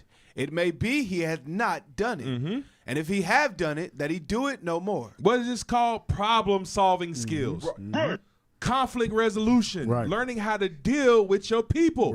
Social skills. Social skills. But this is why our kids deal with depression, because one person will put something out there that may not be the whole story, and now they feel a certain way about themselves because the wrong people or the right people have started to push that same narrative. And think about how many people's lives have been destroyed by. I remember they was talking about that rapper Lil Mosey, how he was accused of rape in 2022, and it was a lie, but it ruined everything because somebody threw it on the internet and they started spitting narratives. And you have people that sit back and look at the narrative and they'll try to do their own investigation. Now they just adding stuff to it, adding more to it, and there's no truth in what's actually being said. So you got to be mindful when you getting on these social media platforms what you're saying. Like, you got to be mindful. You can't just get on there and say anything. A lot of these celebrities, that's why they got handlers and stuff. Publicists, because you don't want to get on there and say nothing stupid. All right, let's move on. So get the next YouTube video. Don't ever combine. Well, we can skip that because Yeah, we already know Amalek we is the deal with one it. running ChatGPT. Let's get the next one. Amalek. Yes. All right, hey, while we wait, hey, make sure y'all subscribing Bring to it the out. channel, Yep. IUIC Kansas City. Yeah. All right, let's get it. We trying to get to a 24K? 24K. Yeah. Hey, stop what you doing. How many is in the chat? What you got? 330? Hit the X on that real quick. Allegedly. Allegedly. Hit the X on the chat. We got 187 likes. Yeah, get the likes up. Come on now. Let's go. Let's go. 300 in the chat. We need 300 likes. Come on, Share the bro. class. We Share got to do the our part. class. The social war is on, and it's Right. on us to get the good information out there. All right, Do your part. right. You ready? Play. ChatGPT is going to potentially increase your risk of dementia. I'm sorry, but you've pressed my button. And actually, it is possible to use it to help you become a smarter person. But it requires education. You have to look at the risks and the benefits. But we embrace convenience before understanding consequence. So we have to talk about this. This is a study that came out that sent a shockwave across the world. And astonishingly, MIT found a 47% collapse in brain activity when people wrote with ChatGPT. Stop! Right. A 47% of brain, what did it say? Activity. Brain activity, a lot. All right, so we stop using our brain because the ChatGPT is thinking for you. Right. You no longer have to learn how to conflict or figure things out by yourself. No, because this app is making it too convenient for you. It's making you lazy. Get that in 2nd Ezra 16. Come on. 2nd Ezra 16 as 69, I believe is what I want. 2nd Ezra, You know what I'm chapter talking about? 16 and verse 68. For behold, the burning wrath of a great multitude is kindled over you. Come on. And they shall take away certain of you and feed you, being idle with things offered unto idols. It said, take some of you being idle. What is this idle? Because you're getting misinformation constantly all day long. And now what are they doing? Taking some of you because you're not learning how to use your brain properly. Right. Discern between the good and the evil. Right. Discern between what's real and what's fake. Right. Because you take this man's word as truth. You'll type in something in ChatGPT and think it's 100% true. Right. Instead of doing your research behind it. ChatGPT telling you to unalive yourself. Yeah. And you do it.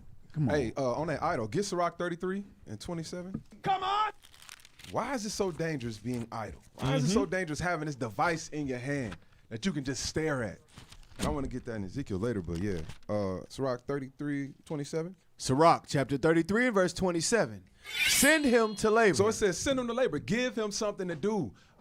Create a lesson plan for your kids. Do something where they have labor, where they can use their hands, where they can use their minds to do what? Develop those mental skills that they're going to need in adulthood. They need all these things. Go ahead. That he be not idle. For idleness teacheth much evil. Idleness is Satan's playground. When you give yourself over to idleness, that's where Satan comes in, and now you find yourself depressed. Depressed at a young age when you ain't got no responsibilities whatsoever aside from your chores and coming home and doing your homework. Right. Now all of a sudden you depressed. Right. Because you're looking at everything that's in front of you on this little device that's programming and misguiding your mind. Right. And that's not just for children. That's for adults too. Right. Come on. If you catch yourself scrolling all the time and you know that's one of your vices, the scripture says, set him to work. Send him to labor. You need more work. There's a lot of work that can be done in this truth. If you have 8 hours, 9 hours that you scrolling on your phone, you need more work that can be done. There's work that you could be doing to push this truth. There's skills that you could be learning to bring forth more fruit in this truth. Yes, sir. I'm glad you said that. It ain't just children. It's the adults too. It's the adults too. Get that precept in Job, your favorite one. I esteem your words more than food. Oh. Let's get that real quick. Because this has to be our mindset. Job 23, verse 12. Job chapter 23 and verse 12. Bring it out. Neither have I gone back from the commandment of his lips. I have esteemed the words of his mouth more than my necessary food. This is how you have to think about God's laws, all right? You got to esteem God's words more than your necessary food. A lot of times you ain't going to forget to eat. You ain't. You ain't. You sure ain't. So you got to esteem God's words more than that. You shouldn't be spending countless hours scrolling on social media. Right. Talking about I'm doing it for research purposes. No, brother. Right. Read the Bible for research purposes. Look. How often do people eat? Right. Every day. Every day. 3 times a day. 3 times a day. So that means you should be reading the scriptures every day. At minimum 4 chapters a day. At minimum 4 chapters. And like you said, the spirit is contrary to the flesh. It's contrary. This corruptible body is constantly pressing on the soul. Right. So you got to fight every day. You got to read the Bible every day. Feed that spirit daily. Because you see, I'm telling you, you miss a day, God forbid you miss 2 days. Right. You feel it in your spirit. Your mind ain't right. You start moving different. You start moving carnally. You have to feed your spirit daily. Like the scriptures say, more than food, you got to esteem this word. That's a beautiful. I love this precept. Yeah. I'm telling you. You got to think about that. There's a reason why the Lord tells us to read, bro. Because when you read, it stimulates your mind. Right. It gets your mind active and thinking and meditating on the words of God. Right. Meditation is heavy. You're not meditating when you're scrolling 6 to 7 to 8 hours a day. Right. You're not meditating on nothing because you're being fed what they want you to consume. And the scriptures say you should find joy in the Lord. Right. We no longer find joy in the Lord. We find joy. Our endorphins pop off. Right. When these different shorts come up. When you on these algorithms, that's when our endorphins, and it's easy. Right. All I got to do is watch a 15-second short. Right. And I get in, no, and that leads you down a path to destruction.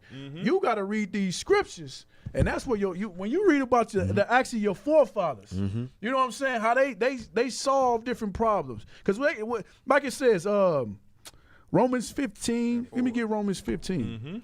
Because our young brother, everybody, they all talk about depression. They talk about anxiety. Older adults as well. The children as well. But how do we battle that? This is how we do it. Read that. Romans chapter 15 and verse 4. For whatsoever things were written aforetime were written for our learning. So we got to understand everything written in this Bible was written for our learning. Read. That we, through patience and comfort of the scriptures, might have hope. So our patience, our comfort comes from reading the scriptures. That's how you deal with that depression. That's how you deal with that anxiety. Going to the scriptures, looking at the acts of your forefathers.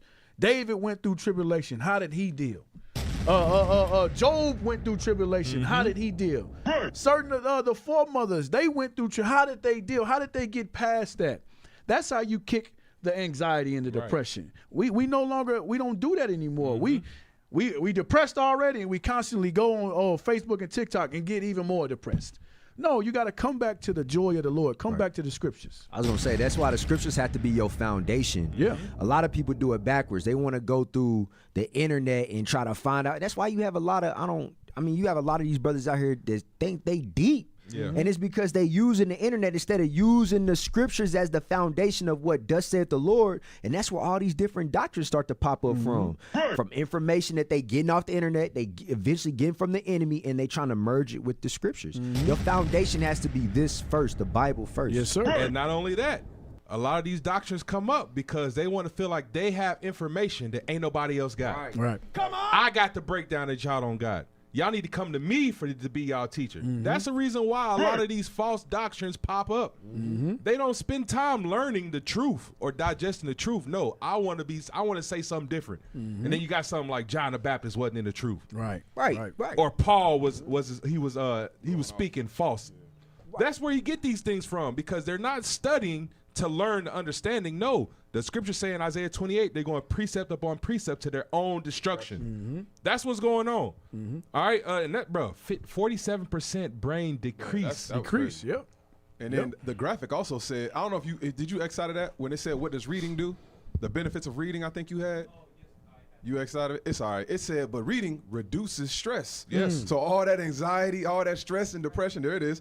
It says reading is essential because it stimulates the brain, like we've been saying, reduces stress and boosts cognitive function like memory, focus, and critical thinking. Right. All of this is what you can be giving yourself to combat those negative, the negative feeding that you're getting from social media. Yeah. But they push, no, here's a 15-second TikTok. Here's this, here's that. And it all it does is make it worse and worse and worse because you're not dealing with it, nor going to a source that can make your life better. Right. Damn, I didn't say it. Hey, get that Isaiah 26:3. Come on. It's about to say exactly what you just said. Okay. Isaiah chapter 26 and verse 3. Thou will keep him in perfect peace. What's that word?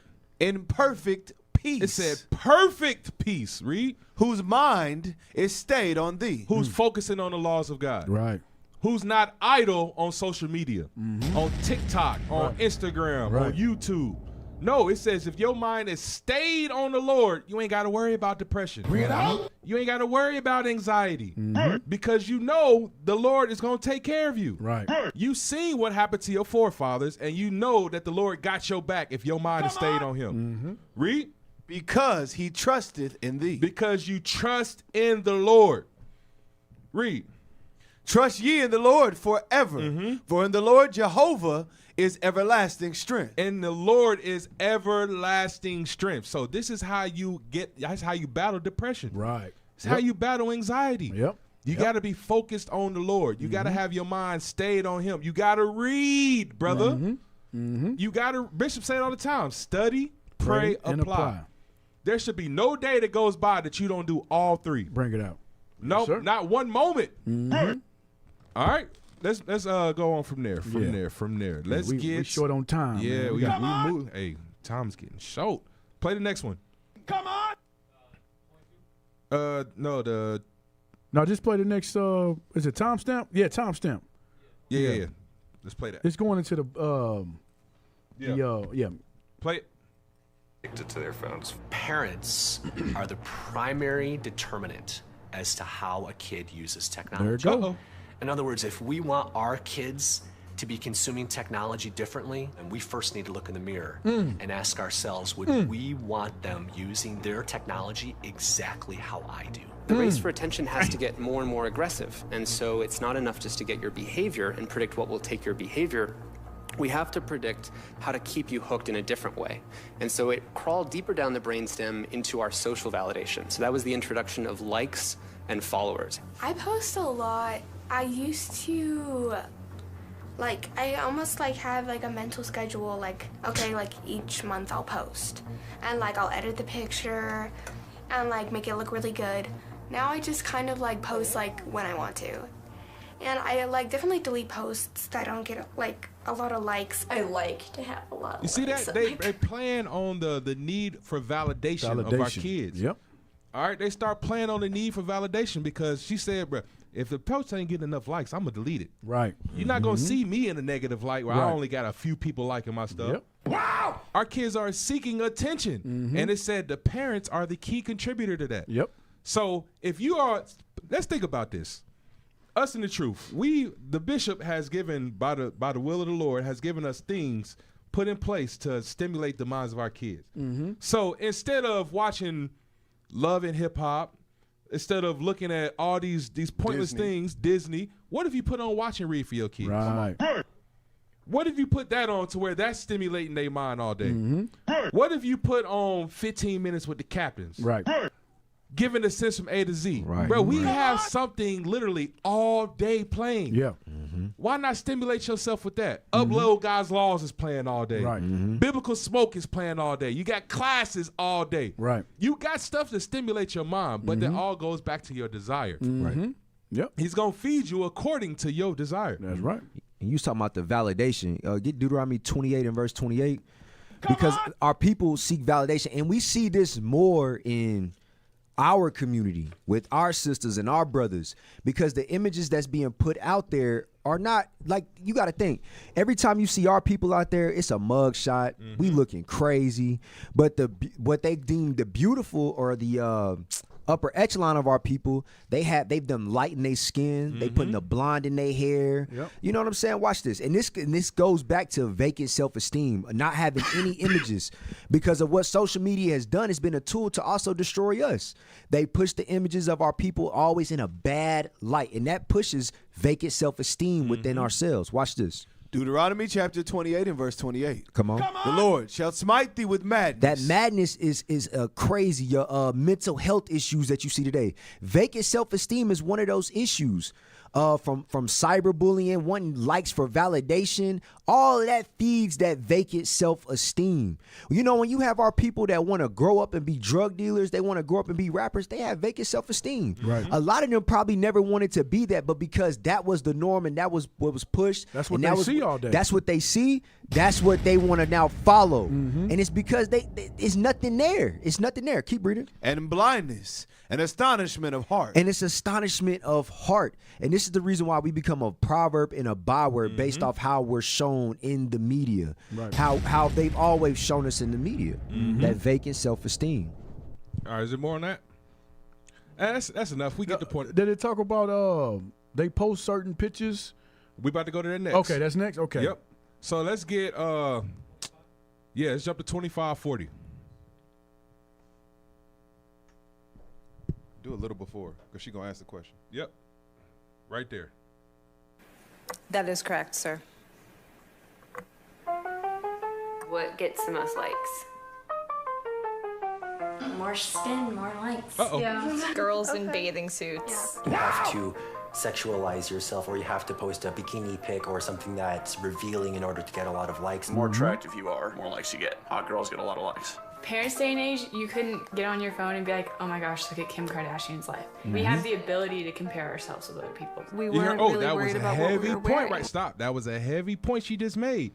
She said back in our age, you wasn't able to get online and compare yourself to the likes of these celebrities. Yeah.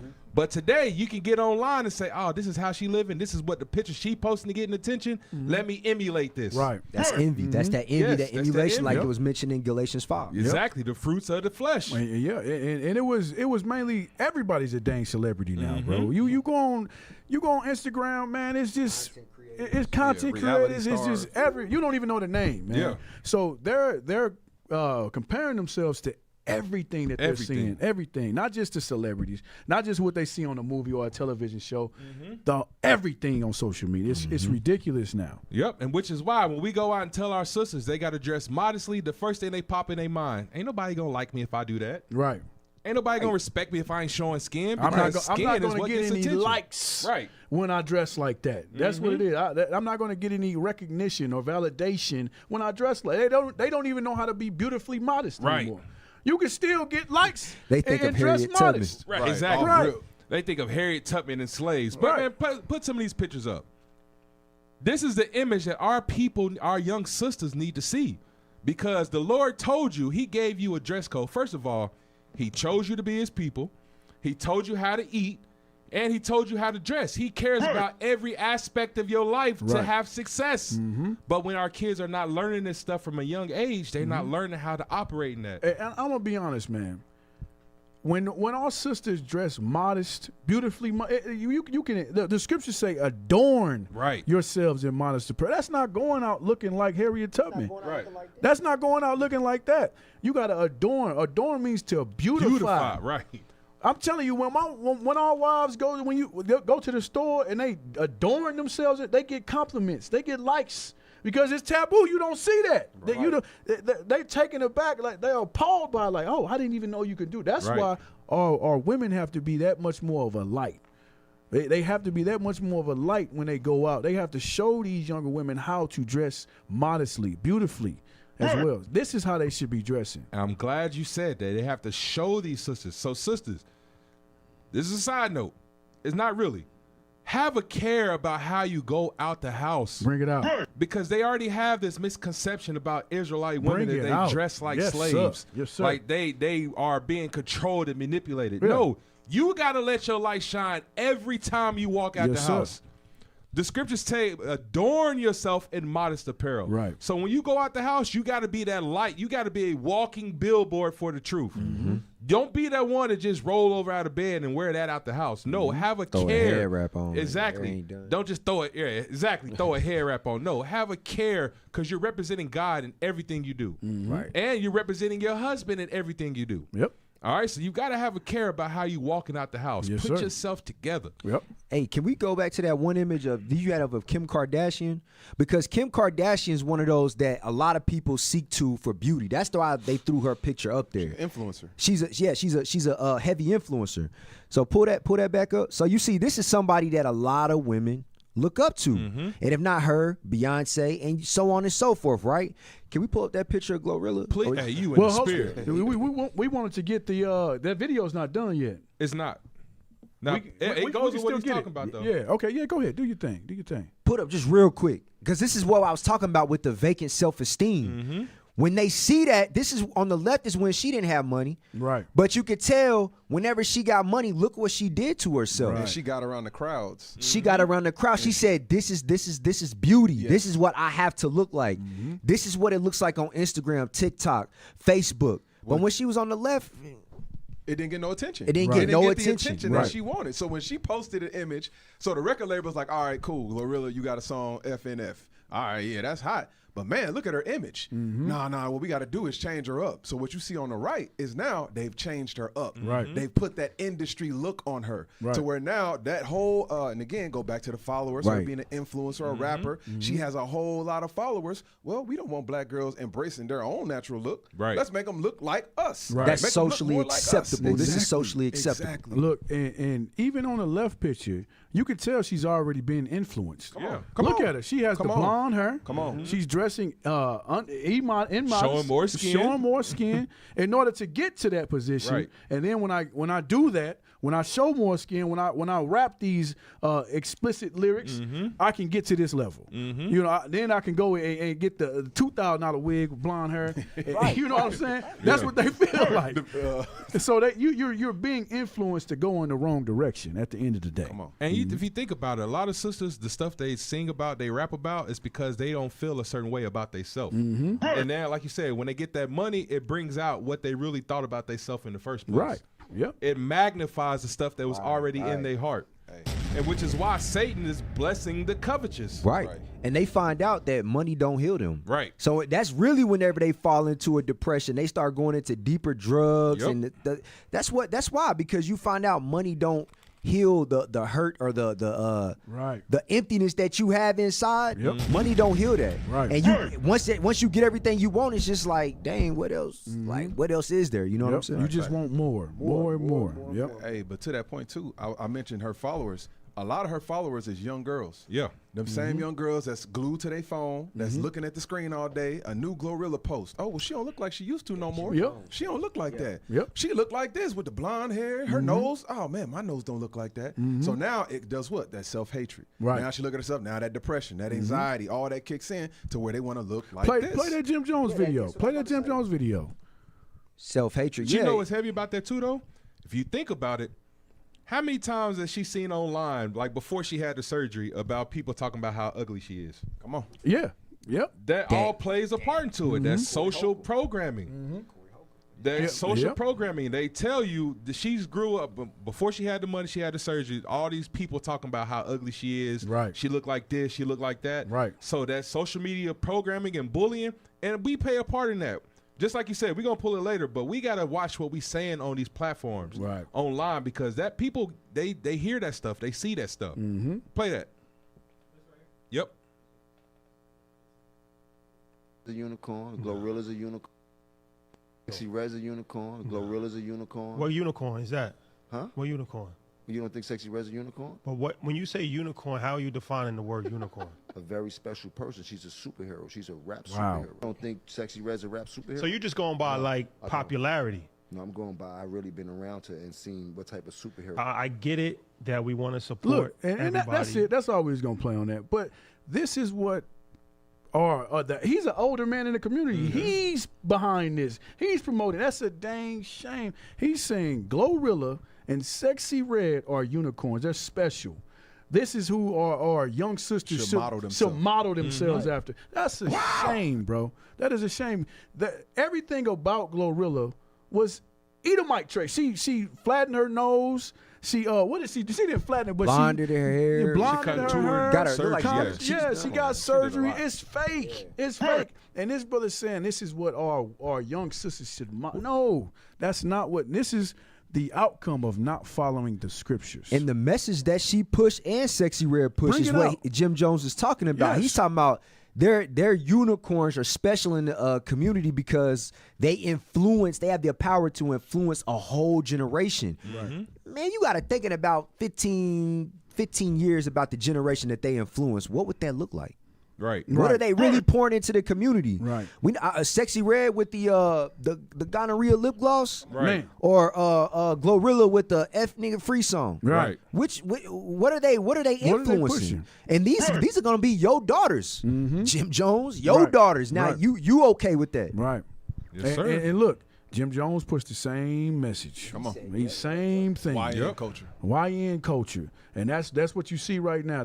That's the reason our generation looks the way it does now. Because of the music, the media that we use. But it's only getting worse. It's getting 10 times worse. Right. Hey, so let's go. Matter of fact, let's go to the Corey Holcomb video. Let's roll that. All right, because, hey, like you said, he's pushing his culture too, man. Social media is a dangerous, that's why it's called social wars, because there's a war going on. Well, people look at social media as being innocent, as being just something that, passes time. No, they're warring on your mind. And look, they only touched on one thing in that social dilemma. They said you get likes from showing skin, but controversy. Yes. Controversy is another thing that you get likes for. Fighting, things like that. That's what we get likes for. So our entertainers, they say certain things just to get a like. Yeah. You know what I'm saying? They say negative things or push negative images just to get a like. And at the end of the day, it's to get a bag. Yeah. It's to get money at the end of the day. And that's what our entertainers are doing. This is what we're going to show in this video with Corey Holcomb. Goes back to trigger words. Trigger words. Yes. Play that. Because at the beginning of this video, it says, it might say fight. Right. You know what I'm saying? When you see fight, you clicking on it. Pull it up. Joe, do what you did again. Put your cursor on it. I think it said what you What'd said. it say? Corey Holcomb and Anton Nails Go to war. Yeah. Everybody clicking on that. Yes. 2 black men going to war. That's crazy. This is what social media does. And we feeding this in our spirits all day. Now, when I see another black man, I want to go to war. Right. You know what I'm saying? Because all you consuming is strife and contention That's all it. day long. That's So that's it. all you know how to naturally respond to Right. The flesh. conflict. Yeah. You don't know how to do that. That's how you resolute Right. to conflict. But yeah, go ahead. Go ahead. We know, if I believe you know this already, when the cops shoot you, ain't nothing you can do about it. My God, this is so crazy. Do you think that's wrong? What I said? This is so insane. Is that what I said? I said when the cops shoot you, ain't nothing you can do about it. Is that a lie? This is so insane. But you didn't answer it. I'm gonna answer your question. Okay. I'm gonna answer your question. It depends on the circumstance. And the interesting thing about it is this: the majority of the people, because you like to use a blanket statement. That's like me saying all black people are stupid.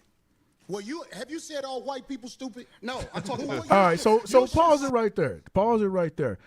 They're having a dialogue. All right. If y'all know anything about Anton Daniels, he is a coon. He talks bad about the black community just to get likes, just to get a bag. He chased the bag. What did it say? Bag chaser. I just noticed that. So what Corey Holcomb is saying, he's saying you only talk about black people. You degrade us. You drag us through the mud. You don't say anything about white men. And he's right. Corey Holcomb has a good point. He has a great point. And when y'all see Anton Daniels, he tiptoeing around the question. Yes. Because he doesn't want to say the wrong thing, to lose his likes, to lose his backing, to make his boss mad. To tarnish his image. To tarnish his image, all right? And what he said at the very beginning was very, very true. If you get shot by the cops, there's nothing you can do There's about it. nothing you can do about it. That is a fact. Yeah, and that's fact. Whose possessors slay them and called themselves. So he has a point. But the way that he dealt with it, it destroyed his whole argument. We gonna see, because we don't know how to resolve conflict, dialogue as black men. Keep playing. Come on. Say that one time. I'm talking about because cops. it's easy to say all black people are stupid as an example. Say something about the white people. No. You're not. I don't think you got people all the time. Oh, well, I didn't hear you. Can you tell me? I Because I talk don't about know. liberal I hear white you talking women about- literally being the biggest enemy of the United States of America. That's the thing I say every Hey, single pause day. real quick. That's one thing they was talking about too with the social media. You lose the ability to read social cues. You know what I'm saying? If you can't read social cues, a lot of the times it's gonna blow up in your face because this person's showing you when his voice got high pitched. y'all know that's a telltale sign. Somebody mad. I'm defensive. Skip. Mhm. Go ahead. Literally, white liberal women are the worst thing that ever happened to this country. What about their men? But we gonna get there because you keep trying to get me to qualify it by participating and joining in on the court. No, I think you doing what's easy. No. I'm doing what's real. Wow. I think you don't want to go against them because if you go against them, it'll be some video of you going against them. And when I say them, I'm talking about your boss. I don't have a boss. We say So hey, let's just skip ahead for the sake of time. So you seen that he had a very, very valid point, right? You don't want to go against your handlers because it's gonna mess up your bag, Right. So now, let's see how Corey Holcomb handled this situation. And Anton Daniels ain't the only influencer that moves like Right. that. Yeah. You got Drink Charleston Champs, White, you got Charlemagne. They say certain things to appease their oppressor. Right. Because they know if certain words, certain trigger words, certain things are said, they're going to lose all of their pages, or they're going to get blocked. They're going to get blackballed. All right. Go ahead and play. 816. Yep. So don't come at me with no. You the same energy you give me. Let's switch seats. Let's switch seats. I'm with it, homie. I don't do. Y'all didn't play it. Y'all didn't play the part. What was the next? This is the next time stamp. That was 626. 620, then 816. Come on. And kissing Caucasian males' ass. But I don't. Don't do that in front of me because I'm not an ass kisser of nobody. Yes, you are. You the black people right now. You doing. All right, so he said some crazy. They both was all they doing is railing at the right now. All right, they both you kiss butt, and Anton Daniels said you suck some. All right, but this is a social cue right here. Corey's face. It's a social cue. It was at that moment. Yeah. So now, this is what we're showing. We're showing you got to learn how to rule your spirit. You got to learn how to dialogue. Right. The scriptures tell you, it teaches you how to dialogue with a brother. All right. And now you see, all right, Corey Holcomb, he had a good point. Hey, what he was saying was real. Yes, when we get shot down in the street, we don't get justice. Yes, you only do appease the white man. But now it went to this because we don't know how to conflict resolute as adults. Because we grew up as boys. But play the next time step. So don't come at me with no. You the same energy you give me. Let's switch seats. Let's switch seats. I'm with it, homie. I don't do no.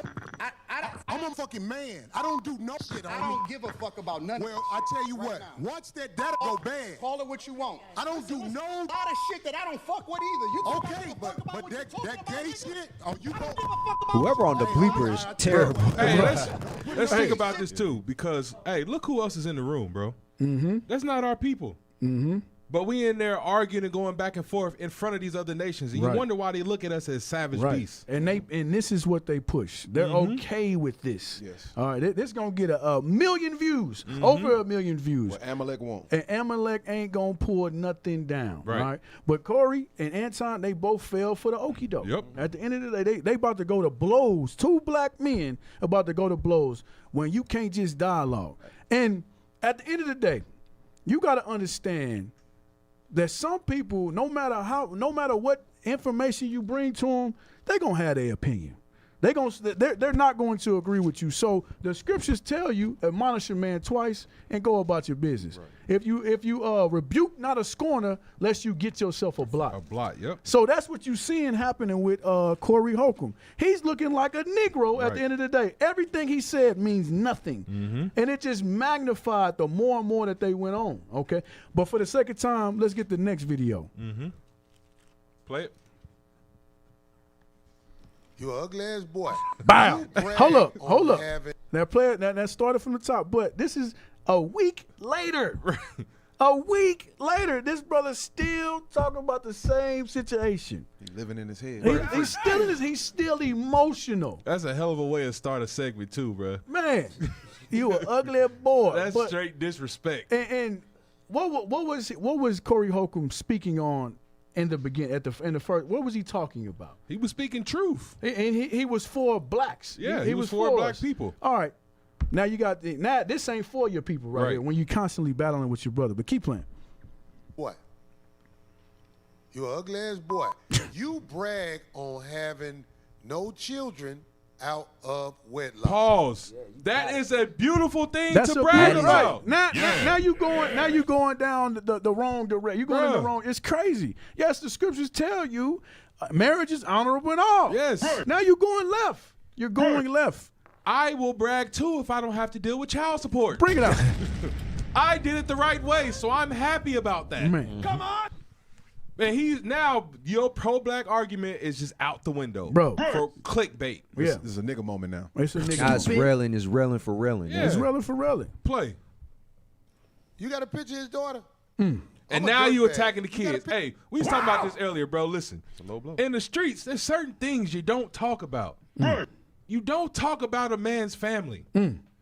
That's Straight supposed to up. be off limits. But the first thing he do is go do what? Talk about this man's daughter. Play. Picture his daughter? That nigga got a picture. This motherfucker brag on not having no children out of wedlock. That's something to brag about. It crashed. Froze. That's the broad. Y'all can get the broad off. That's his daughter. This man said he ain't got no children out of wedlock.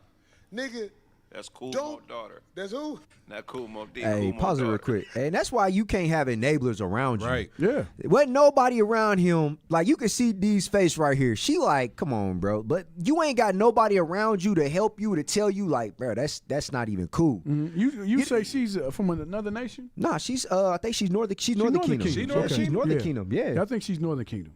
Confusion of faces. She look a lot older. But you got enablers around you that just feeding into everything that, just like it was with John Morant. Yeah. Right. All the people that was around him, he ain't have no friends to tell you when you wrong. You got enablers around you. And now because of that, because now he feeding into what you saying, you got a lawsuit Look, coming. the scriptures tell you a good friend will direct his way of right. A real friend will direct your way of right. You got to watch that, bro. You got to get around certain people. You can't just, everybody not your friend. Right. Everybody's not your friend. For them to allow this man to do this, that shows they're not his true friends. They're not. Hey, and you could tell there was a sign that he really felt uncomfortable about what he was They doing. wasn't talking too much. Bro, and the first thing he said when Corey Holcomb asked, did he have a picture of his daughter? He said, bro, this nigga got a picture of his daughter. That right there, we know. That's like, bro, why we doing That's this? crossing the line. It's Bro. crossing. It's crazy, bro. It's That was a crazy. subliminal thing right there, but bro, I ain't really cool with this. And then he had to join in for the sake of the bag. Right. But go ahead, finish for the sake of time. That's the air up there, nigga. Bro. Look, nigga, Boy, ain't no let way, me tell man. you something. Don't make no more. Bro. And this is why Glorilla, people like that hate themselves and they go get surgery. Right. Because you got grown men talking about a little girl that's in her natural child estate.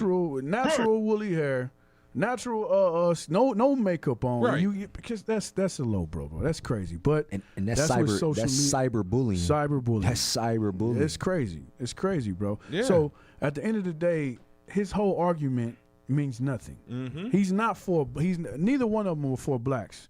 You know, a lot of our people, we like to talk this talk, or I'm pro this, I'm pro black. But at the end of the day, you're caught up in social media, you're caught up in this social war, you're against your people at the end of the day. You're against your people. Yes, sir. Hey, last scripture real quick. Get that in Revelations. It's crazy. Revelations 18. Come on! Revelations 18 and 4. Let's read that real quick. Revelation chapter 18 and verse 4. Come on.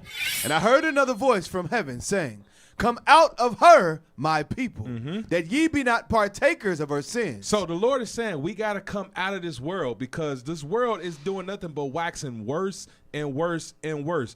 And they're using social media to war against our minds. So we got to come out of these things of using it for negativity, for using this as it being our main source of knowledge, and come back to the laws of God. We got to put the phones down and pick up the Bible. Pick up the Bible. Pick Yes, up sir. the Bible and read, all right? And if you're going to be on social media, which you shouldn't be, like Deacon Malachi said, use it to push the truth. Yes, sir. Don't be on there just scrolling aimlessly. No, if you're going to be on there, use it to push the truth. That's what you should be doing, pushing content, and then set a time limit and get off of that thing. Right. Yep. You got to take back your time and spend more time in the Bible than you do on social media Yes, aimlessly sir. scrolling. Yes, sir. Read. And get your kids off. Right, social get your kids off of there. Read on. and that ye receive not of her plagues. For her sins have reached unto heaven. The Lord said the sins of this place have reached the heavens. But if you are partaking in these sins by constantly being on social media, feeding these things, feeding your flesh, you're going to be partakers right along with that that judgment that's coming. All right, so hey, Lord's will, y'all got anything? No, man, that's it, man. Hey, it's a spiritual war. It's a social war. Come out of the world, Israel. Come out of the world. All praises to the Most High. Yes, sir. Lord's will, y'all got something from that today, all right? Yes, sir. Hey, stop giving these kids tablets, bro. Yep. All right? Make sure y'all subscribe. Make sure y'all subscribe to the channel so we can get our likes up. Hey, so we can push more positive information, bro. Come on. All right. Social media, yes, sir, yes, sir. Hey, where I'm at. No, follow us. Yeah, follow us on all these platforms. All right, help us get the word out. All right. Come on. Next, what you got next? Hey, where? Up, wrong side. Hey, no, right there. Hey, donate. Hey, it's a lot of things. We trying to push this truth to the four corners of the earth. All right, so make sure y'all donate and help pushing this truth. All right. Let's put it up. Come on.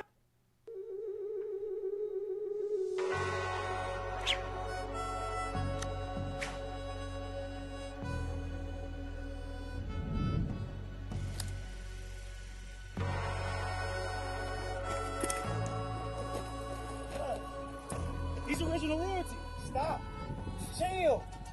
Relax. He's original royalty.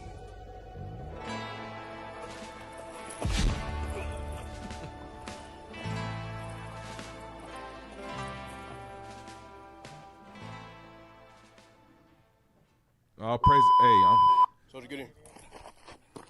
Lord's will, y'all paying attention because OR got some heat that's about to drop. Man. That's right. Let's do it again. Do it again. But that was.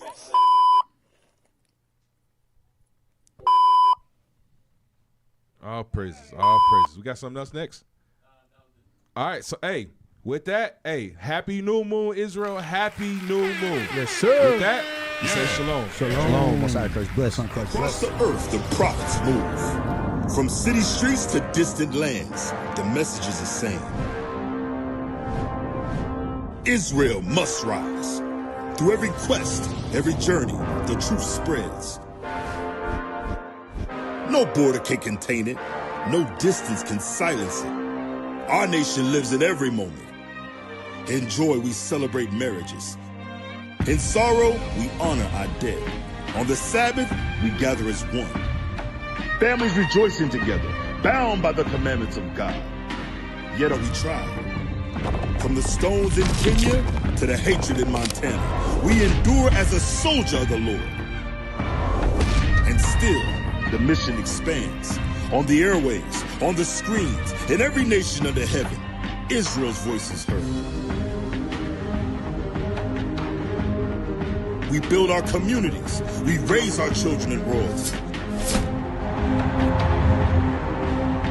We restore what was broken. We clean what was defiled. We show the world who we are.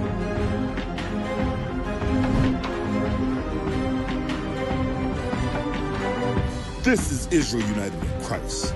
Nation in motion. Nation enduring.